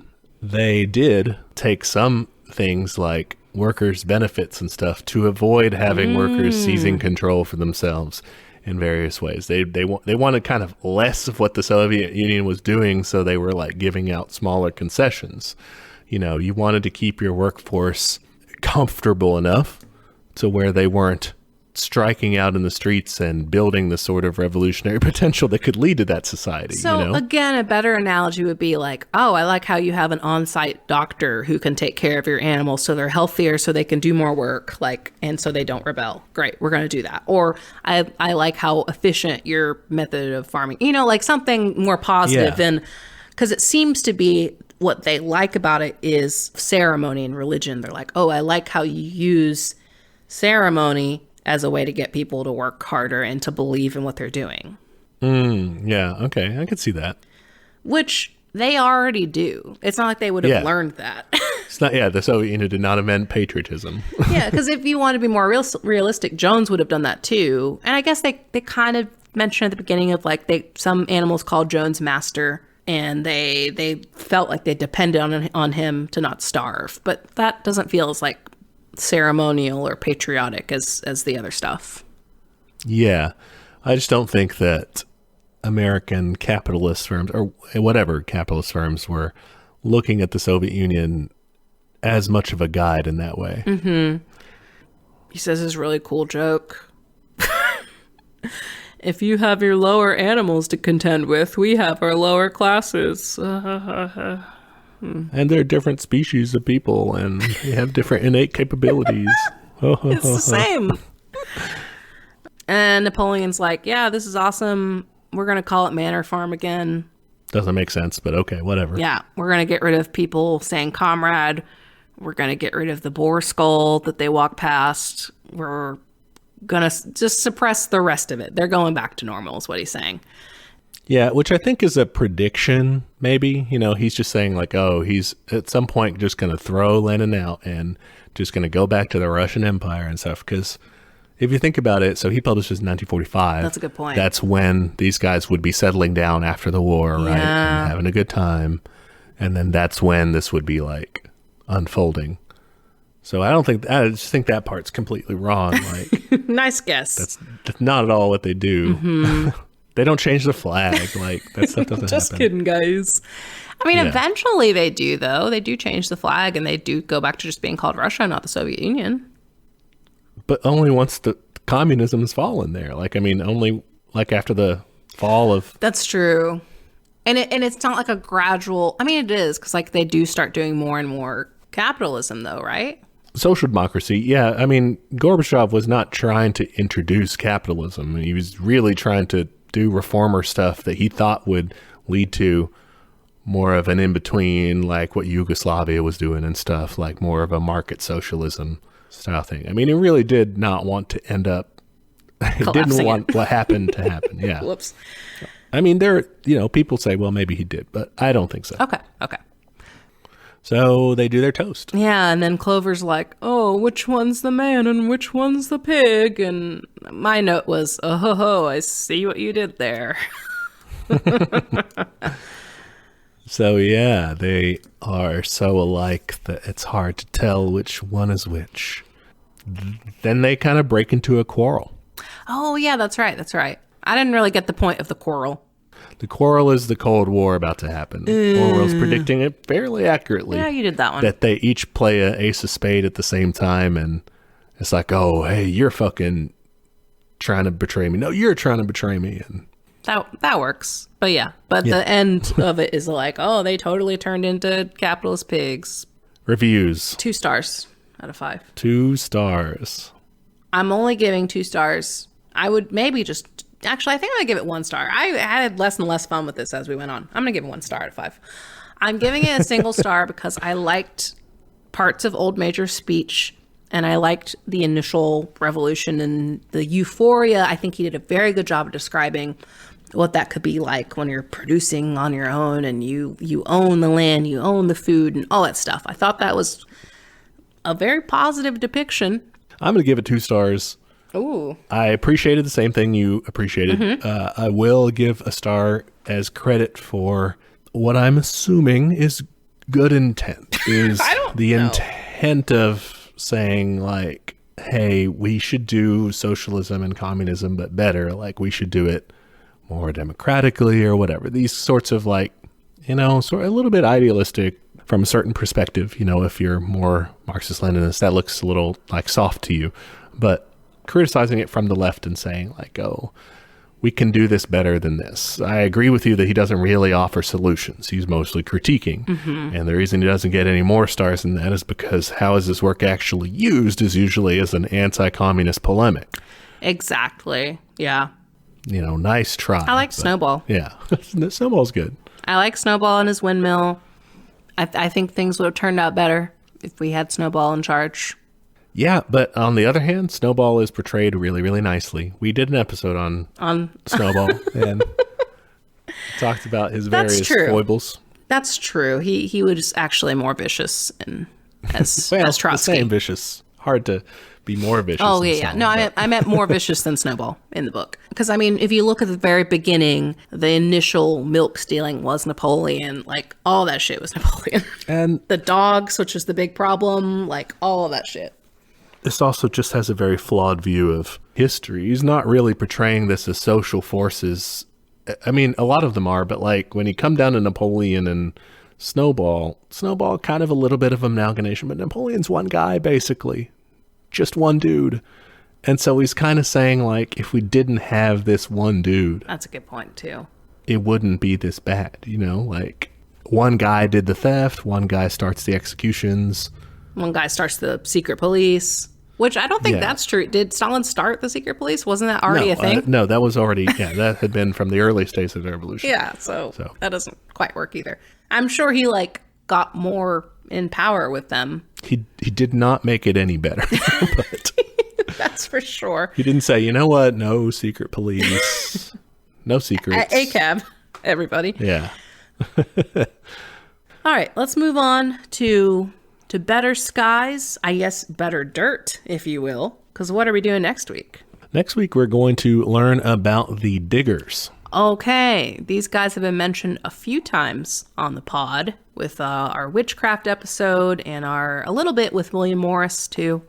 There's a lot to look at with this kind of weird intersection of Christianity and the left. So I initially was just looking at that and then had to really narrow it down to these guys.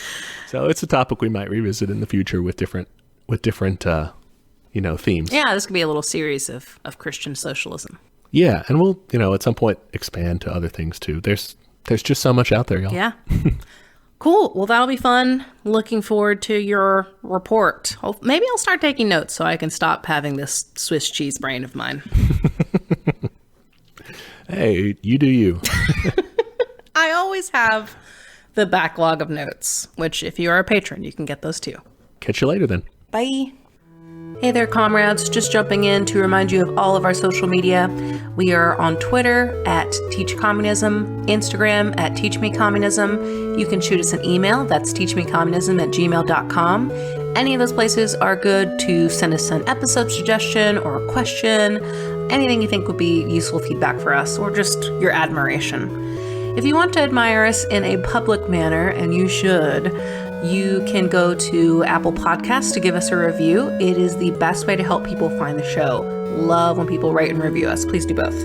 We are also on YouTube, if that's how you prefer to listen to podcasts, or if you know someone that's the only way they'll listen to podcasts, send them to our page. And we have a Patreon. For $5 a month, you get access to our notes for each week's episode, including the backlog of notes, which is a very handy resource for up-and-coming commies. And at the end of the year, all of the funds from Patreon will be given to local mutual aid in the DFW area. So, ain't going to line our pockets.